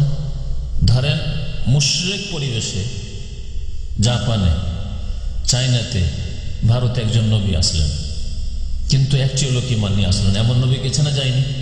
সেই হাদিস রয়েছে ওয়ান নাবিয়্যু লাইসা মা'আহু আহাদ, এমন নবী কিয়ামতের দিন আসবে যার সাথে একটিও কেউ অনুসারী থাকবে না। এমন নবী আসবে যার সাথে একটি বা দুটি আছে। হ্যাঁ, তাহলে ফুটে ওঠেনি মানুষের কাছে আর ইতিহাস, আর আল্লাহ পাক তার ইতিহাস উল্লেখ করেননি, সুতরাং আমরা জানতে পারিনি। কিন্তু আল্লাহ পাকের কথা সত্য, আল্লাহ পাক প্রত্যেক উম্মতে, জাতিতে রাসূল পাঠিয়েছেন। ওয়ালাকাদ বাআসনা ফি কুল্লি উম্মাতিন রাসূলা, নিশ্চয় প্রত্যেক জাতিতে আমি একজন করে রাসূল পাঠিয়েছি, এই মর্মে আন ইবুদুল্লাহ, যে তোমরা আল্লাহ পাকের ইবাদত করবে, এই নির্দেশ দিয়ে। এটা ছিল তাদের মিশন, ডিউটি। ওয়াজতানিবুত তাগুত, এবং তাগুতের পূজা থেকে, তাগুত থেকে বেঁচে থাকবে। ওয়াজতানিবু মানে বেঁচে থাকবে তাগুত থেকে। তাগুতের ব্যাখ্যা সম্পর্কে আপনারা কি বলতে পারেন? হ্যাঁ, তাগুতের শাব্দিক অর্থ হচ্ছে সীমা লঙ্ঘনকারী। হ্যাঁ, তাগা মানে হচ্ছে সীমা লঙ্ঘন করা, সীমা অতিক্রম করা। তো তাগুত যারা সীমা লঙ্ঘন করেছে বা যার সম্পর্কে সীমা লঙ্ঘন করা হয়েছে, তাদের থেকে বেঁচে থাকে। ওরা নিজেরাই সীমা লঙ্ঘন করেছে অথবা লোকেরা তাদের সম্পর্কে সীমা লঙ্ঘন করেছে। আল্লাহ পাকের যে সীমানা আছে, তাওহীদের সীমানা, হ্যাঁ, সুন্নতের সীমানা, অনুসরণের সীমানা, আনুগত্যের সীমানা, ইবাদতের সীমানা, সে সীমানা অতিক্রম করেছে লোকেরা। তারা হয়তো সৎ লোক ছিল, কিন্তু তাদের সম্পর্কে লোকেরা বিভ্রান্ত হয়েছে, সীমা লঙ্ঘন করেছে। এবং অনেক নেক লোকদের কবর মাজারে পূজা হচ্ছে, সেসব লোক হয়তো নেক লোক ছিলেন, আইম্মা ছিলেন, ইমাম ছিলেন, আলেমে দ্বীন ছিলেন, দ্বীনের খাদেম ছিলেন, সেই আকীদারী ছিলেন, কিন্তু তাদের সম্পর্কে লোকেরা সীমা লঙ্ঘন করেছে বলেই তাগুতের অন্তর্ভুক্ত তারা। কিন্তু তারা নিজেরা তাগুত নয়, তাদেরকে তাগুত হিসাবে তারা মেনে নিয়েছে, তারা তাগুতের পূজা করেছে। তার আল্লাহ ছাড়া যারা অন্যের পূজা করে, যদিও সৎ লোক তিনি, আল্লাহ পাক বলেছেন তারা শয়তানের পূজা করে। হ্যাঁ, শয়তানের পূজা করে।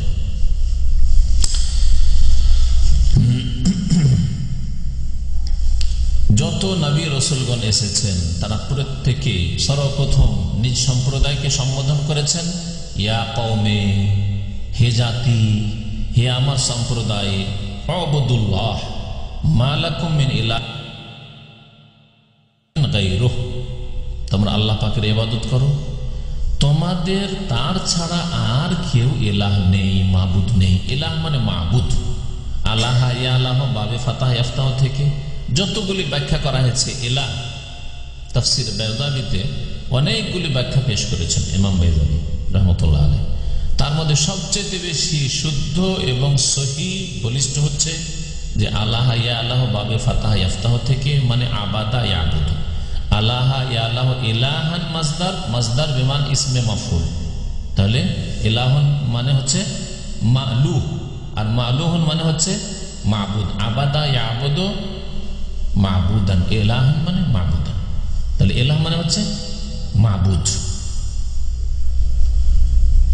ওর জমা হচ্ছে, বহুবচন হচ্ছে আলিহা লাউ কানা ফীহিমা আলিহাতুন ইল্লাল্লাহ, আল্লাহ ছাড়া যদি এই আসমান জমিনে বহু ইলাহ হইত, আলিহা।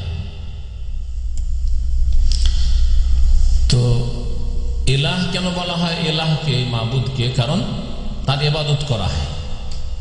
যদি ইবাদতের হক না রাখে, যেমন মাবুদানে বাতিলা, কবর মাজার, দেবদেবী, গাছপালা ইত্যাদি যেসবের পূজা হচ্ছে, এগুলি মাবুদ কিন্তু বাতিল মাবুদ, বাতিল মাবুদ। তারা দাবি করে থাকলেও বাতিল, আর তারা দাবি করেনি, হয়তো জবরদস্তি তাদের পূজা শুরু করা হয়েছে, বাতিল মাবুদ। বাতিল মাবুদ কিন্তু তাদেরকে পূজা শুরু হয়েছে তাদের, তারা আসলে মাবুদ নয়। আর মাবুদ বার হক, হক মাবুদ একমাত্র আল্লাহ পাক রব্বুল আলামিন। এই জন্য সূরা হজে একটি আয়াত রয়েছে, আর একটি আয়াত রয়েছে সূরায়, কোন সূরায়? যালিকা বিআন্নাল্লাহা হুয়াল হক ওয়া আন্না মা ইয়াদউনা মিন দুনিহিল বাতিল ওয়া আন্নাল্লাহু আল আলিয়্যুল কাবীর। এই আয়াত রয়েছে সূরায় লোকমানে আর সূরা হজে, শুধু একটা শব্দের পার্থক্যের সাথে একই রকমের আয়াত রয়েছে। যালিকা বিআন্নাল্লাহা হুয়াল হক, শুনে রাখো যে আল্লাহ হচ্ছেন সত্যবার হক মাবুদ। ওয়া আন্না মা ইয়াদউনা মিন দুনিহি, আর আল্লাহকে বাদ দিয়ে যাদেরকে এরা ডেকে থাকে, যাদের কাছে দোয়া করে থাকে, যাদেরকে আহ্বান করে থাকে, তারা হচ্ছে বাতিল। আল্লাহ বলছেন ওয়া আন্না মা ইয়াদউনা মিন দুনিহিল বাতিল, সূরা লোকমানে, আর সূরা হজ ওয়া আন্না মা ইয়াদউনা মিন দুনিহি হুয়াল বাতিল। তো আল্লাহ ছাড়া কেউ তোমাদের মাবুদ নেই, মানে মা লাকুম মিন ইলাহিন গায়রুহু, সত্য মাবুদ নেই। তোমরা যেসব দেবদেবীর পূজা করছো অথবা কবর মাজারের পূজা করছো, সেগুলি হচ্ছে বাতিল। মা লাকুম মিন ইলাহিন গায়রুহু, তার ছাড়া কেউ তোমাদের মাবুদ নেই। দোয়ার হক রাখে না, সিজদার হক রাখে না, ফরিয়াদের হক রাখে না, নজর নিয়াজ মান্নতের হক রাখে না, তাদের জন্য জবাই করবে আর উৎসর্গ করবে, আর খাসি মোরগ নিয়ে যাবে, নজরানা পেশ করবে, এসবের হক রাখে না। এসব হক আল্লাহ পাকের। এই আয়াতটি সূরা আরাফের কয়েক জায়গায় আছে। সূরা আরাফে আয়াত নম্বর 59 আছে, 65 আছে, 73 আছে, 85 আছে।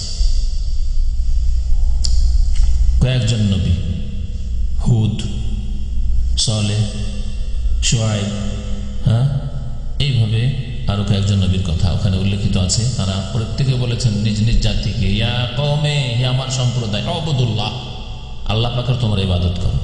মা লাকুম মিন ইলাহিন গায়রুহু, তার ছাড়া আর কেউ তোমাদের সত্য মাবুদ নেই। কালাহা নূহ, নূহ আলাইহিস সালাম বলেছেন, হুদ আলাইহিস সালাম বলেছেন, সালেহ আলাইহিস সালাম বলেছেন, শুআয়ব আলাইহিস সালাম বলেছেন। উদাহরণস্বরূপ কয়েকজন নবীর কথা উল্লেখ করা হয়েছে, কিন্তু যত নবী এসেছেন সমস্ত নবীগণ এই দাওয়াত পেশ করেছেন। ওয়াসাইরুল আম্বিয়া লিকওমি, প্রত্যেক নবী নিজ নিজ জাতিকে বলেছেন। নবী করিম সাল্লাল্লাহু আলাইহি ওয়াসাল্লামের জীবনী দেখেন, মক্কার জীবন, মক্কার জীবনের শেষ দিকে, একেবারে শেষ দিকে নামাজ পড়া হচ্ছে, সালাত। প্রায় 10 বছর বা তারও বেশি, অনেক মতে, যদি মত অনেক রয়েছে কখন হয়েছে, প্রসিদ্ধ মত যে 10 বছর পর্যন্ত নামাজ আসেনি, তারপরে অনেক মতে তারও পরে। তো 10 বছর ধরে নবী করিম সাল্লাল্লাহু আলাইহি ওয়াসাল্লাম দ্বীনের কোন বিষয়টির খেদমত করেছেন? সেটা হচ্ছে তাওহীদ, তাওহীদের দিকে ডাক দেওয়া, শিরক ত্যাগ করার জন্য আহ্বান করা, মানুষ শিরক ছাড়ুক আর তাওহীদ প্রতিষ্ঠা করুক।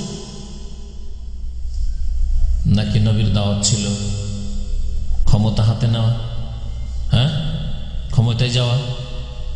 ক্ষমতায় যাওয়ায় যদি ইসলামের উদ্দেশ্য হয় তো নবী করিম সাল্লাল্লাহু আলাইহি ওয়াসাল্লামকে প্রথম দিন থেকেই তো দিতে চেয়েছিল, মক্কার মুশরিক দিতে চায়নি। ইয়া মুহাম্মদ ইন কুনতা তুরিদু মুলকান, হে মুহাম্মদ তুমি যদি রাজত্ব চাও, মাল্লাকনাক, তোমাকে কিং বানিয়ে দিচ্ছি, শাসক বানিয়ে দিচ্ছি, আপনাকে মেনে নিচ্ছি, কিন্তু আমাদের দেবদেবীদের বিরুদ্ধে করিয়েন না। তাওহীদে উলুহিয়্যাত, তাওহীদুল ইবাদা যখন বলতে গেলেন তখন তারা শত্রু হল।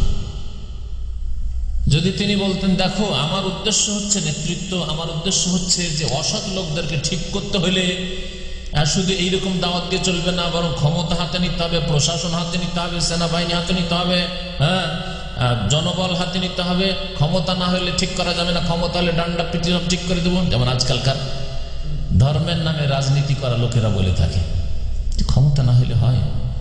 ক্ষমতা না হলে তো ঠিক করা যাবে না। সুতরাং ক্ষমতা আগে নিতে হবে। এর জন্য মরিয়া হয়ে লেগেছে। আর এটা নবীর আদর্শ নয়, যার ফলে এসব বালা মুসিবত, সমস্ত বালা মুসিবত। এই জন্য নবী করিম সাল্লাল্লাহু আলাইহি সাল্লামের তরিকা মোতাবেক চলার পরে যদি বিপদ আপদ আসে, তাহলে সেটা আল্লাহ পাকের পক্ষ থেকে পরীক্ষা। কিন্তু এটা হচ্ছে আযাব, যারা নবী করিম সাল্লাল্লাহু আলাইহি সাল্লামের তরিকা বাদ দিয়ে অন্য তরিকা অবলম্বন করেছে। ইমাম মালিক রাহমাতুল্লাহ আলাইহি বলেছেন, লা ইয়াসলুহা আখিরু হাযিহিল উম্মাহ ইল্লা বিমা সালাহা বিহি আউয়ালুহা। এই উম্মতের শেষ যুগের মানুষের সমস্যার সমাধান হবে না, একমাত্র ওই পথেই হবে, ওই তরিকাতেই হবে যেই তরিকায় সমস্যার সমাধান হয়েছে। বিমা সালাহা বিহি আউয়ালুহা, আউয়ালু হাযিহিল উম্মাহ। এই উম্মতের প্রথম যুগের মানুষের সমস্যার সমাধান যেইভাবে হয়েছে ওইভাবে কিয়ামত পর্যন্ত হইতে হবে। অন্য কোনো রাস্তা যদি অবলম্বন করা যায় তাহলে কখনো সমস্যার সমাধান হবে না। গণতান্ত্রিক পদ্ধতিতে দেশের অধিকাংশ লোকেরা যদি আমাদের সমর্থন করে, তাহলে আমরা ইসলামপন্থীরা আমরা নেতৃত্বে যাব, আর আমরা দেশের কল্যাণমূলক কিছু কাজ করব। এই আদর্শ নবী করিম সাল্লাল্লাহু আলাইহি ওয়াসাল্লাম, সাহাবায়ে কেরাম, তাবেঈন, তাবেঈনদের জামানায় ছিল না। আর কখনো কোন যুগে সিংহভাগ মানুষকে হেদায়েত করা যাবে না, অসম্ভব। কখনো কোন যুগে অধিকাংশ মানুষ ভালো মানুষ হবে, যদি হয়ে যায় তাহলে কোরআনের উল্টো হয়ে যাবে, হবে না। জি, নবী করিম সাল্লাল্লাহু আলাইহি সাল্লাম কত বছর ছিলেন মক্কায়? ওয়াকাদ বাকিয়ান নবী সাল্লাল্লাহু আলাইহি সাল্লাম ফি মক্কাতা বাদাল বিসাতি 13 আমান। নবী করিম সাল্লাল্লাহু আলাইহি সাল্লাম নবুয়ত প্রাপ্তির পরে, বিসাত মানে নবুয়ত প্রাপ্তির পরে মক্কায় 13 বছর অবস্থান করেছেন। নবী হওয়ার পরে 13 বছর ইয়াদউন নাস ইলা তাওহীদ, মানুষকে তাওহীদের দিকে আহ্বান করতেন। ওয়া ইসলাহিল আকীদা, আকীদা সংশোধনের জন্য, আল্লাহ সম্পর্কে সহি আকীদা, আখিরাত পরকাল সম্পর্কে সহি আকীদা, নবী রিসালাত কি জিনিস, রাসূল সম্পর্কে সহি আকীদা, কোরআনে কারীম সম্পর্কে সহি আকীদা, তাকদীর সম্পর্কে সহি আকীদা, আল্লাহ পাকের যে আসমানি কিতাবগুলো সেই সম্পর্কে সহি আকীদা, তার সাথে বাতিল আকীদা থেকে সতর্ক সাবধান করা। যে সব বাতিল আকীদা ছিল, প্রত্যেক যুগে যুগে বাতিল আকীদা রয়েছে। তখনকার যুগের বাতিল আকীদার ধরন আলাদা ছিল, এখনকার যুগে আলাদা হইতে পারে, এখন আরো বেশি বাড়তে পারে, তখন হয়তো অন্যরকম ছিল, হতে পারে। তখন কি এরকম আকীদা ছিল না যে বৃষ্টি হইলে নক্ষত্রের মাধ্যমে বৃষ্টি হয়েছিল না? এর সংশোধন নবী করিম সাল্লাল্লাহু আলাইহি সাল্লাম করেননি। বৃষ্টি হলো রাত্রে, সকালে উঠে নবী করিম সাল্লাল্লাহু আলাইহি সাল্লাম বলছেন, আসবাহাল লাইলাতা, আজকের রাত্রে কিছু লোকেরা, আল্লাহ পাক বলেছেন যে ইবাদি মুমিনুন বি ওয়া কাফিরুন বিল কওকাব, কিছু বান্দা আজকের রাত্রে আমার প্রতি ঈমান নিয়ে এসেছে আর নক্ষত্রকে অস্বীকার করে নক্ষত্রের সাথে কুফরি করেছে। আর কিছু বান্দা আছে মুমিনুন বিল কওকাবে ওয়া কাফিরুন বি, আমার সাথে কুফরি করেছে আর নক্ষত্রে তারকার প্রতি ঈমান নিয়ে এসেছে। তাই না? নবী করিম সাল্লাল্লাহু আলাইহি সাল্লাম সংশোধন করেননি এর মাধ্যমে যে খবরদার কখনো এরকম বলবেন না যে এই মৌসুমে বৃষ্টি হয়েছে কারণ অমুক নক্ষত্র দেখা দিয়েছে আকাশে, সেই জন্য। দুর্গা পূজার সময় আসলে, কালী পূজার সময় আসলে, অমুক পূজার সময় আসলে বৃষ্টি অবশ্যই হবে, বলেন আমাদের দেশের অনেক মুসলমানরা। এরা কুফরি করলো নবী করিম সাল্লাল্লাহু আলাইহি সাল্লাম। এই সংশোধন, তার নাম বদলেছে কিন্তু আকীদা ওই ধরনের আছে।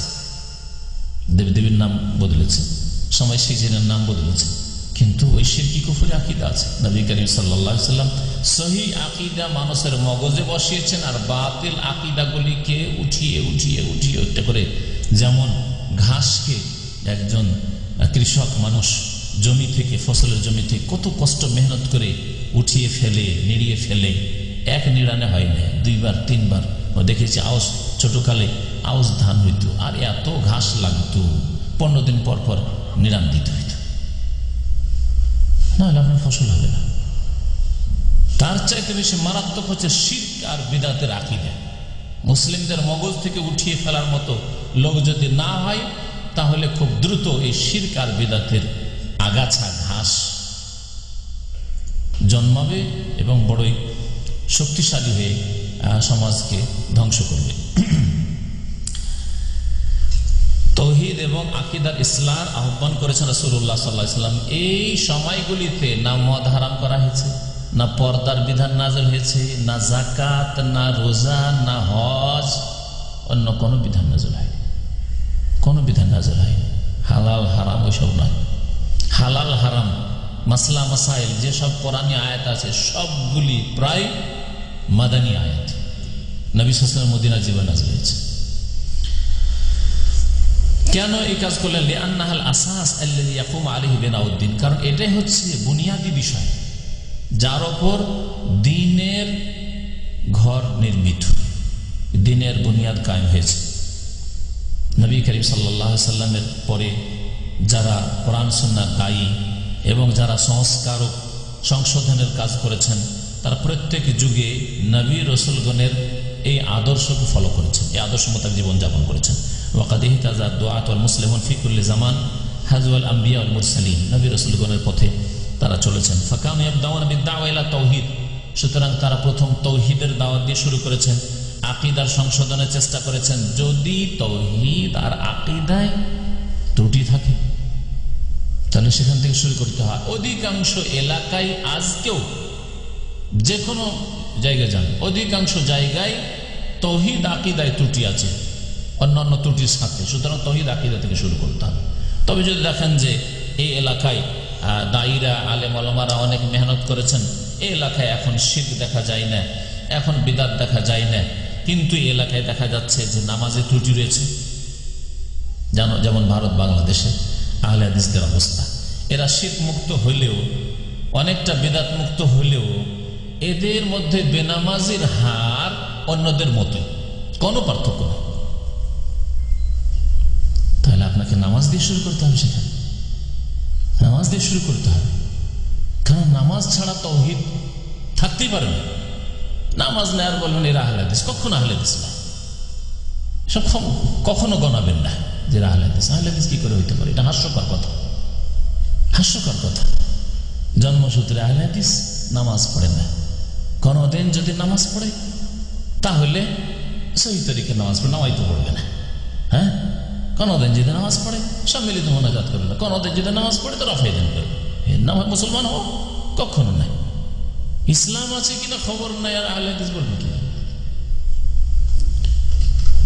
তাহলে এই ক্ষেত্রে ওই এলাকাগুলিতে গিয়ে এইসব ক্ষেত্রে মেহনত পরিশ্রমের প্রয়োজন রয়েছে। যারা দাওয়াতের কাজ করতে চান, সংশোধনের কাজ করতে চান, যেখানে দেখছেন ব্যাপক হারে হারাম খাচ্ছে, হারাম ব্যবসা করছে, হ্যাঁ হারাম কাজ কারবার চলছে, অথবা যেখানকার পরিবেশ দেখছেন বেহায়া বেপর্দা, যেখানে পর্দা বুঝেই না, অমুসলিমদের সাথে একাকার হয়ে গেছে, যেখানে বন্ধুত্ব শত্রুতা আর ভিত্তি কিসের ওপর হতে পারে বুঝে না, তখন সেই বিষয়গুলি আলোচনা করবে।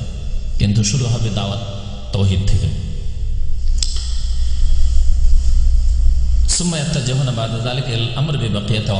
তারপরে অন্যান্য বিষয়গুলি নিয়ে আলোচনা শুরু করবেন, কিন্তু আল আহাম ফাল মহিম মনে রাখবেন।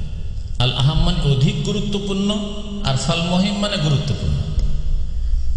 যেগুলি বিষয় গুরুত্বপূর্ণ না সেগুলি আলোচনা করবো না, হ্যাঁ তাই না? তাহলে গুরুত্বপূর্ণ অবশ্যই, দ্বীনের প্রত্যেকটি বিষয় গুরুত্বপূর্ণ মনে রাখবেন। কখন এই কথা বলবেন না, আর আমরা বলিও না কখন যেটা সুন্নাত সেজন্য গুরুত্বপূর্ণ না, অবশ্যই গুরুত্বপূর্ণ।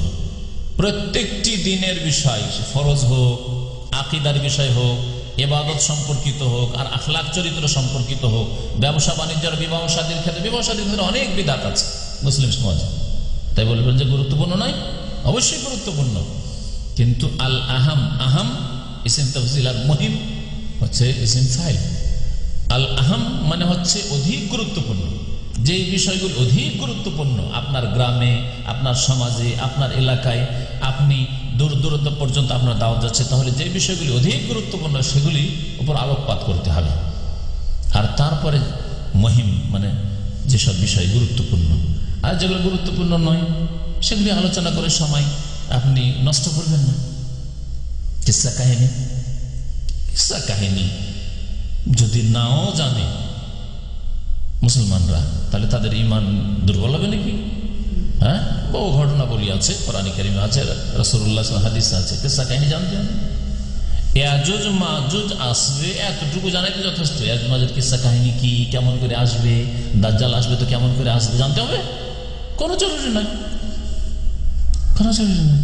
তাহলে এই বিষয়গুলি অনেক পরের বিষয় আপনারা জানার, এগুলো হচ্ছে অধিক নলেজের জন্য। কিন্তু আপনার ঈমান কমে যাবে, ঈমান দুর্বল হয়ে যাবে যদি ডিটেলস না জানেন মেহেদী সম্পর্কে, আর দাজ্জাল সম্পর্কে, আর ইয়াজুজ মাজুজ সম্পর্কে না। কারণ আপনার আকীদা সম্পর্কে এখন জানা শেষ হয়নি, আপনার ইবাদত সম্পর্কে জানানো বা ইবাদত সম্পর্কে আপনার দাওয়াতের কাজ শেষ হয়নি, আপনার মানুষের ব্যবসা বাণিজ্য আদান প্রদান আখলাক চরিত্র এই সম্পর্কে আপনার কাজ শেষ হয়নি। তাহলে কিসসা কাহিনী কোন নবীর ঘটনা? আর আমার দেশের ওয়াজ মাহফিলগুলির বিষয়বস্তু হচ্ছে হ্যাঁ এই যে গল্প শুরু করলো, হয় কোরআনের কিসসা কাহিনী, এটা হলো খুব ভালো তাদের যদি হয় তাহলে। আর না হলে তাতে একবারে মরিচ মশলা দিয়ে এমন এমন কিচ্ছা কাহিনী, যেসব কিচ্ছা কাহিনী কোরআনেও নেই হাদিসেও নেই, হ্যাঁ উদ্ভট কথা। আর না হলে এমন কিচ্ছা কাহিনী যেগুলি ঘটেছে না, ঘটেনি, কাল্পনিক, হাসাবার জন্য আর কাঁদাবার জন্য না। এগুলি দিয়ে সময়কে নষ্ট করেছে ওয়াজ মাহফিলগুলিতে, যার ফলে আমাদের সমাজের সংশোধন হয়নি। যেখান থেকে আম্বিয়া রাসূলগণ শুরু করেছেন সেখান থেকে যদি আমরা শুরু করতাম, আর তারপর নবী করিম সাল্লাল্লাহু আলাইহি ওয়াসাল্লাম ইবাদত বন্দেগী থেকে শুরু করেছেন, মদিনা আসতে দেখেন ইবাদতের সিলসিলা শুরু হয়ে গেছে। নামাজ তো ফরজ মক্কাতে হয়েছিল, কিন্তু আজান আসেনি, তাই না? আজান মদিনায় এসে আজান আসলো, মদিনায় এসে সিয়াম রোজা আসলো, যাকাতের ডিটেলস মাসলা মাসাইল মদিনায় আসলো, হজ উমরা আসলো, হেজাব পর্দা আসলো, মদ হারাম হইল, জুয়া হারাম হইল, হ্যাঁ তাই না? ব্যবসায় কোন ব্যবসা হালাল, কোন ব্যবসা হারাম, কেমন ব্যবসা হয়ে হারাম হয়ে যাবে, ধোঁকা যদি থাকে, অস্পষ্টতা থাকে ইত্যাদি, সব জিনিস কখন আসলো? নবী করিম সাল্লাল্লাহু আলাইহি ওয়াসাল্লাম মদিনার জীবনে। ব্যবসায় হারাম খাচ্ছে আর মানুষকে কিসসা শুনিয়ে সারা রাত ব্যাপী জলসা শেষ হয়ে গেল, আজ মাহফিল শেষ হয়ে গেল। উদ্দেশ্য হচ্ছে ওয়াজ মাহফিলগুলো শুধু কালেকশন করা, মাদ্রাসার উন্নতি করবে, মসজিদের উন্নতি করবে, গ্রামের উন্নতি করবে ইত্যাদি ইত্যাদি, যার ফলে জাতির কোনো সংশোধন নেই। আল্লাহ পাক রব্বুল আলামিন যেন আমাদেরকে নিজেদের সংশোধন করার তৌফিক দান করেন, আকীদার সংশোধনের তৌফিক দান করেন, এবং আকীদার দাওয়াত দেওয়ার মানুষকে যেন তৌফিক দান করেন, ইবাদত বন্দেগীর সংশোধনের তৌফিক দান করেন, আর সুন্দরভাবে আল্লাহ পাকের ইবাদত বন্দেগী করার এবং আল্লাহ পাকের ইবাদতের দিকে দাওয়াত দেওয়ার তৌফিক দান করেন। আখলাক চরিত্র, ব্যবসা বাণিজ্য, হালাল হারামের আল্লাহ পাক ক্ষেত্রেও আমাদের সংশোধনের তৌফিক দান করেন, এবং আল্লাহ পাক তাতে যেন আমাদের বরকত দান করেন। নবী করিম সাল্লাল্লাহু আলাইহি ওয়াসাল্লামের তরিকা মোতাবেক জীবনের প্রত্যেকটি ক্ষেত্রে চলার জন্য তৌফিক দান করেন। আল্লাহ পাক আমাদের জীবনের প্রত্যেকটি স্তরে যেন ইসলাহ করেন, যারা যেখানে আছে আল্লাহ পাক তাদের সকলে যেন ইসলাহ করেন, সংশোধন করেন, এবং উম্মতে মুসলিমাকে আল্লাহ পাক রব্বুল আলামিন যেন সম্মানিত করেন, দুনিয়াতে আখিরাতে যেন জান্নাত দিয়ে সম্মানিত করেন। ওয়া সাল্লাল্লাহু আলা নবিয়িনা মুহাম্মদ ওয়া আলা আলিহি ওয়া সাহবিহি আজমাইন। আজকে বলেছিলাম যে 9টায় শেষ করবো, 9:05 হয়ে গেছে, আর এই জন্য আর বাড়াইলাম না। যদি আপনাদের কিছু প্রশ্ন থাকে তাহলে করেন, আর জাল হাদিস আগামী সপ্তাহে ইনশাআল্লাহ, এখন না আগামী সপ্তাহে বা তারপরে সপ্তাহে। জি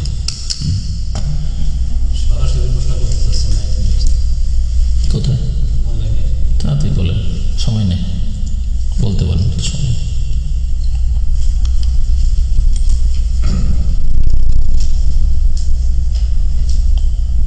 আপনাদের কোনো প্রশ্ন আছে আজকের আলোচনার উপর?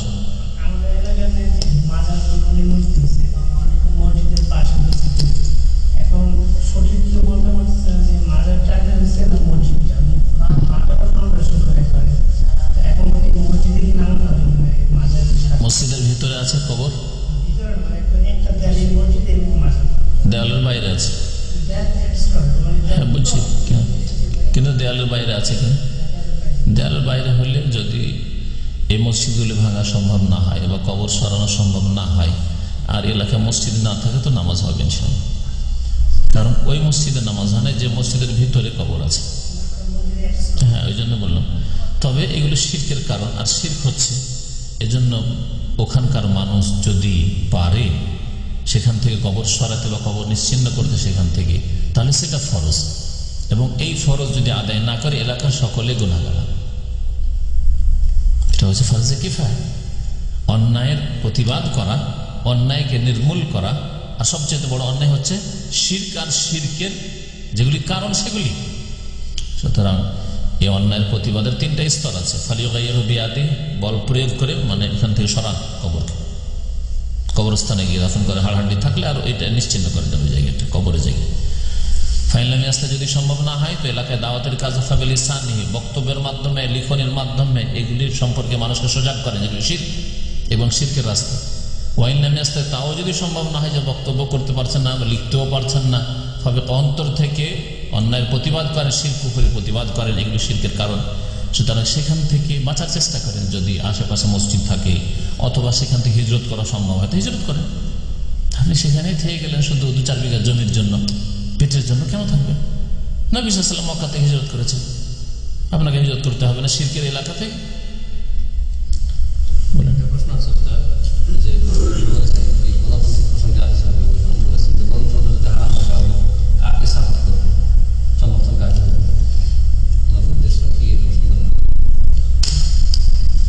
গণতন্ত্রই যখন বাতিল, তাহলে আর সমর্থন করবেন কাকে?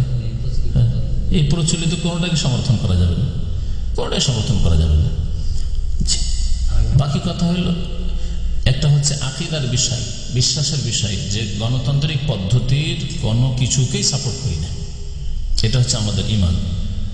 কিন্তু সাময়িকভাবে এখন আমাদের কাছে কিছুই নেই, তাহলে ভোট কাকে দেবো? সরাসরি হয়তো জিজ্ঞেস করতে চাইছে, ভোট কাকে দেবো? আপনার এলাকায় যেই লোকটাকে 3টা ক্যান্ডিডেটের মধ্যে বা 5টার মধ্যে বেশি সৎ দেখছেন, নামাজি, আল্লাহকে ভয় করে, জাতির খেয়ানত করবে না, হ্যাঁ, নিজের ব্যক্তি স্বার্থের চাইতে জাতির বৃহৎ স্বার্থকে বড় করে দেখবে, এইরকম লোক পান তো তাকে ভোট দেবে, যে কোনো দলের হোক। কারণ সবগুলি যখন বাতিল মতবাদে বিশ্বাসী, সুতরাং তার মধ্যে এইরকম যদি পান তো তাকে দেবেন, হ্যাঁ। আর যদি না পান, সবগুলি চোর হয়, সবগুলি বেঈমান আত্মসাৎকারী হয়, তো কাউকে দেবেন।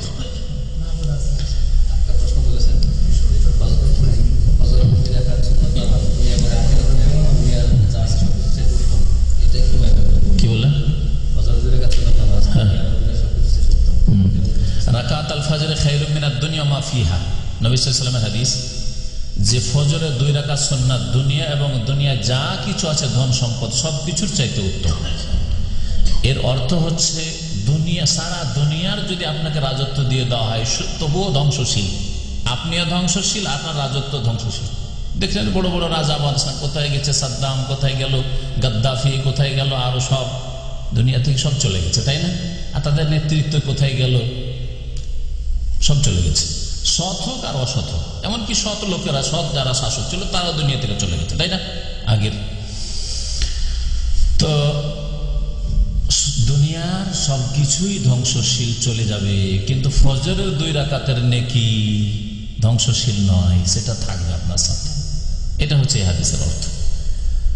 যতই বড় আপনি ধন সম্পদ আর নেতৃত্বের মালিক হন না কেন, আপনিও ধ্বংস হবেন আর আপনার নেতৃত্ব ধ্বংস হবে, কিন্তু এই 2 রাকাত যে ফজরের নামাজ সুন্নাত পড়েছেন, সেটা ধ্বংস হবে না, এবং আপনার সাথে প্রত্যেক স্থানে থাকবে এই আমল। কবরের জীবনেও থাকবে, এর ফল পাবেন আপনি, আখেরাতে হাসরের ময়দানে পাবেন, জান্নাতে পাবেন। এই হচ্ছে এর অর্থ। এইরকম ধরনের যতগুলি হাদিস আছে এইখান থেকে শুনে রাখবেন, যেখানে দুনিয়ার তুলনায় ঋণকে আসসালাতু খায়রুম মিনান নওম, অথচ ঘুম আপনার খুব জরুরি আছে, 2-3 দিন ঘুমাইতে পারবে, তার চাইতে উত্তম। কেন? এই জন্য উত্তম যে ঘুম ধ্বংসশীল, চিরদিনের ঘুম ঘুমিয়ে যাবেন, তখন আপনার ওই নামাজ সালাতটা কাজ আসবে, আপনার এই নিদ্রা কাজে আসে না, ঠিক না?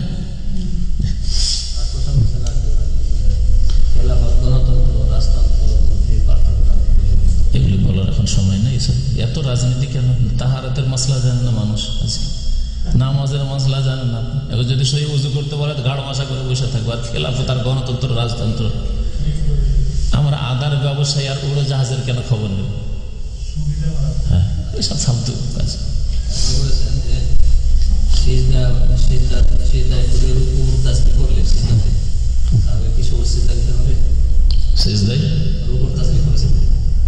তো মনে হইলে যদি মনে হয়ে যায় চেঞ্জ করে নিবি, কিন্তু মনে না হইলে কোনো অসুবিধা নেই। আর এই ক্ষেত্রে সহজ সিজদা নেই।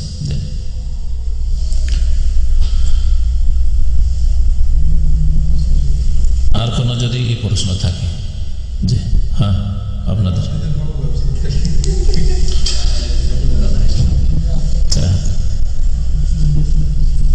নিজের জীবন থেকে শুরু করেন।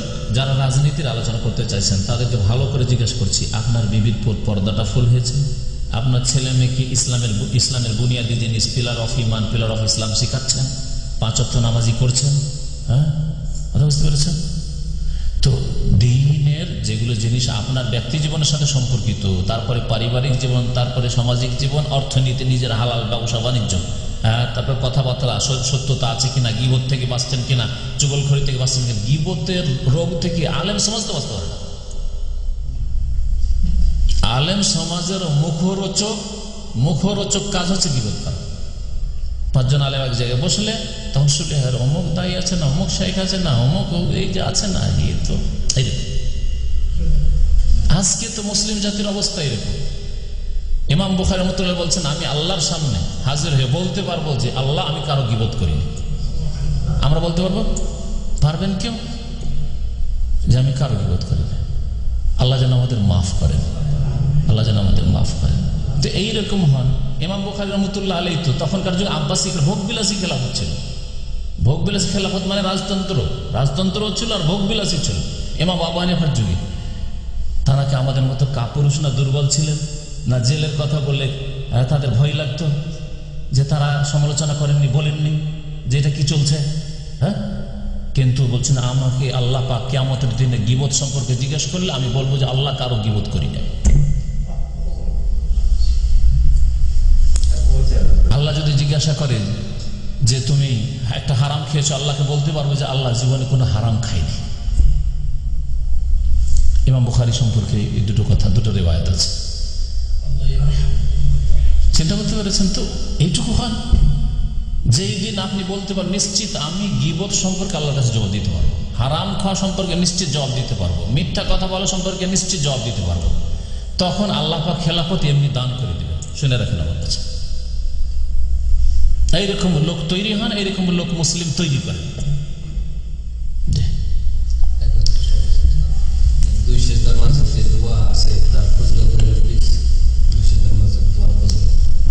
দোয়া করতে বলা হয়েছে, দোয়ার ফজিলত কিছু উল্লেখ থাক আর না থাক, যে দোয়াগুলি করতে বলা হয়েছে সে নবী সাল্লাল্লাহু আলাইহি ওয়াসাল্লামের সুন্নাতের আমল করাই হচ্ছে ফজিলত।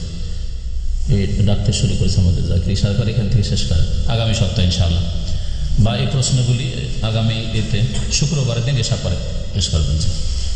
সুবহানাকাল্লাহুম্মা ওয়া বিহামদিকা আশহাদু আল্লা ইলাহা ইল্লা আনতা আস্তাগফিরুকা ওয়া আতুবু ইলাইক।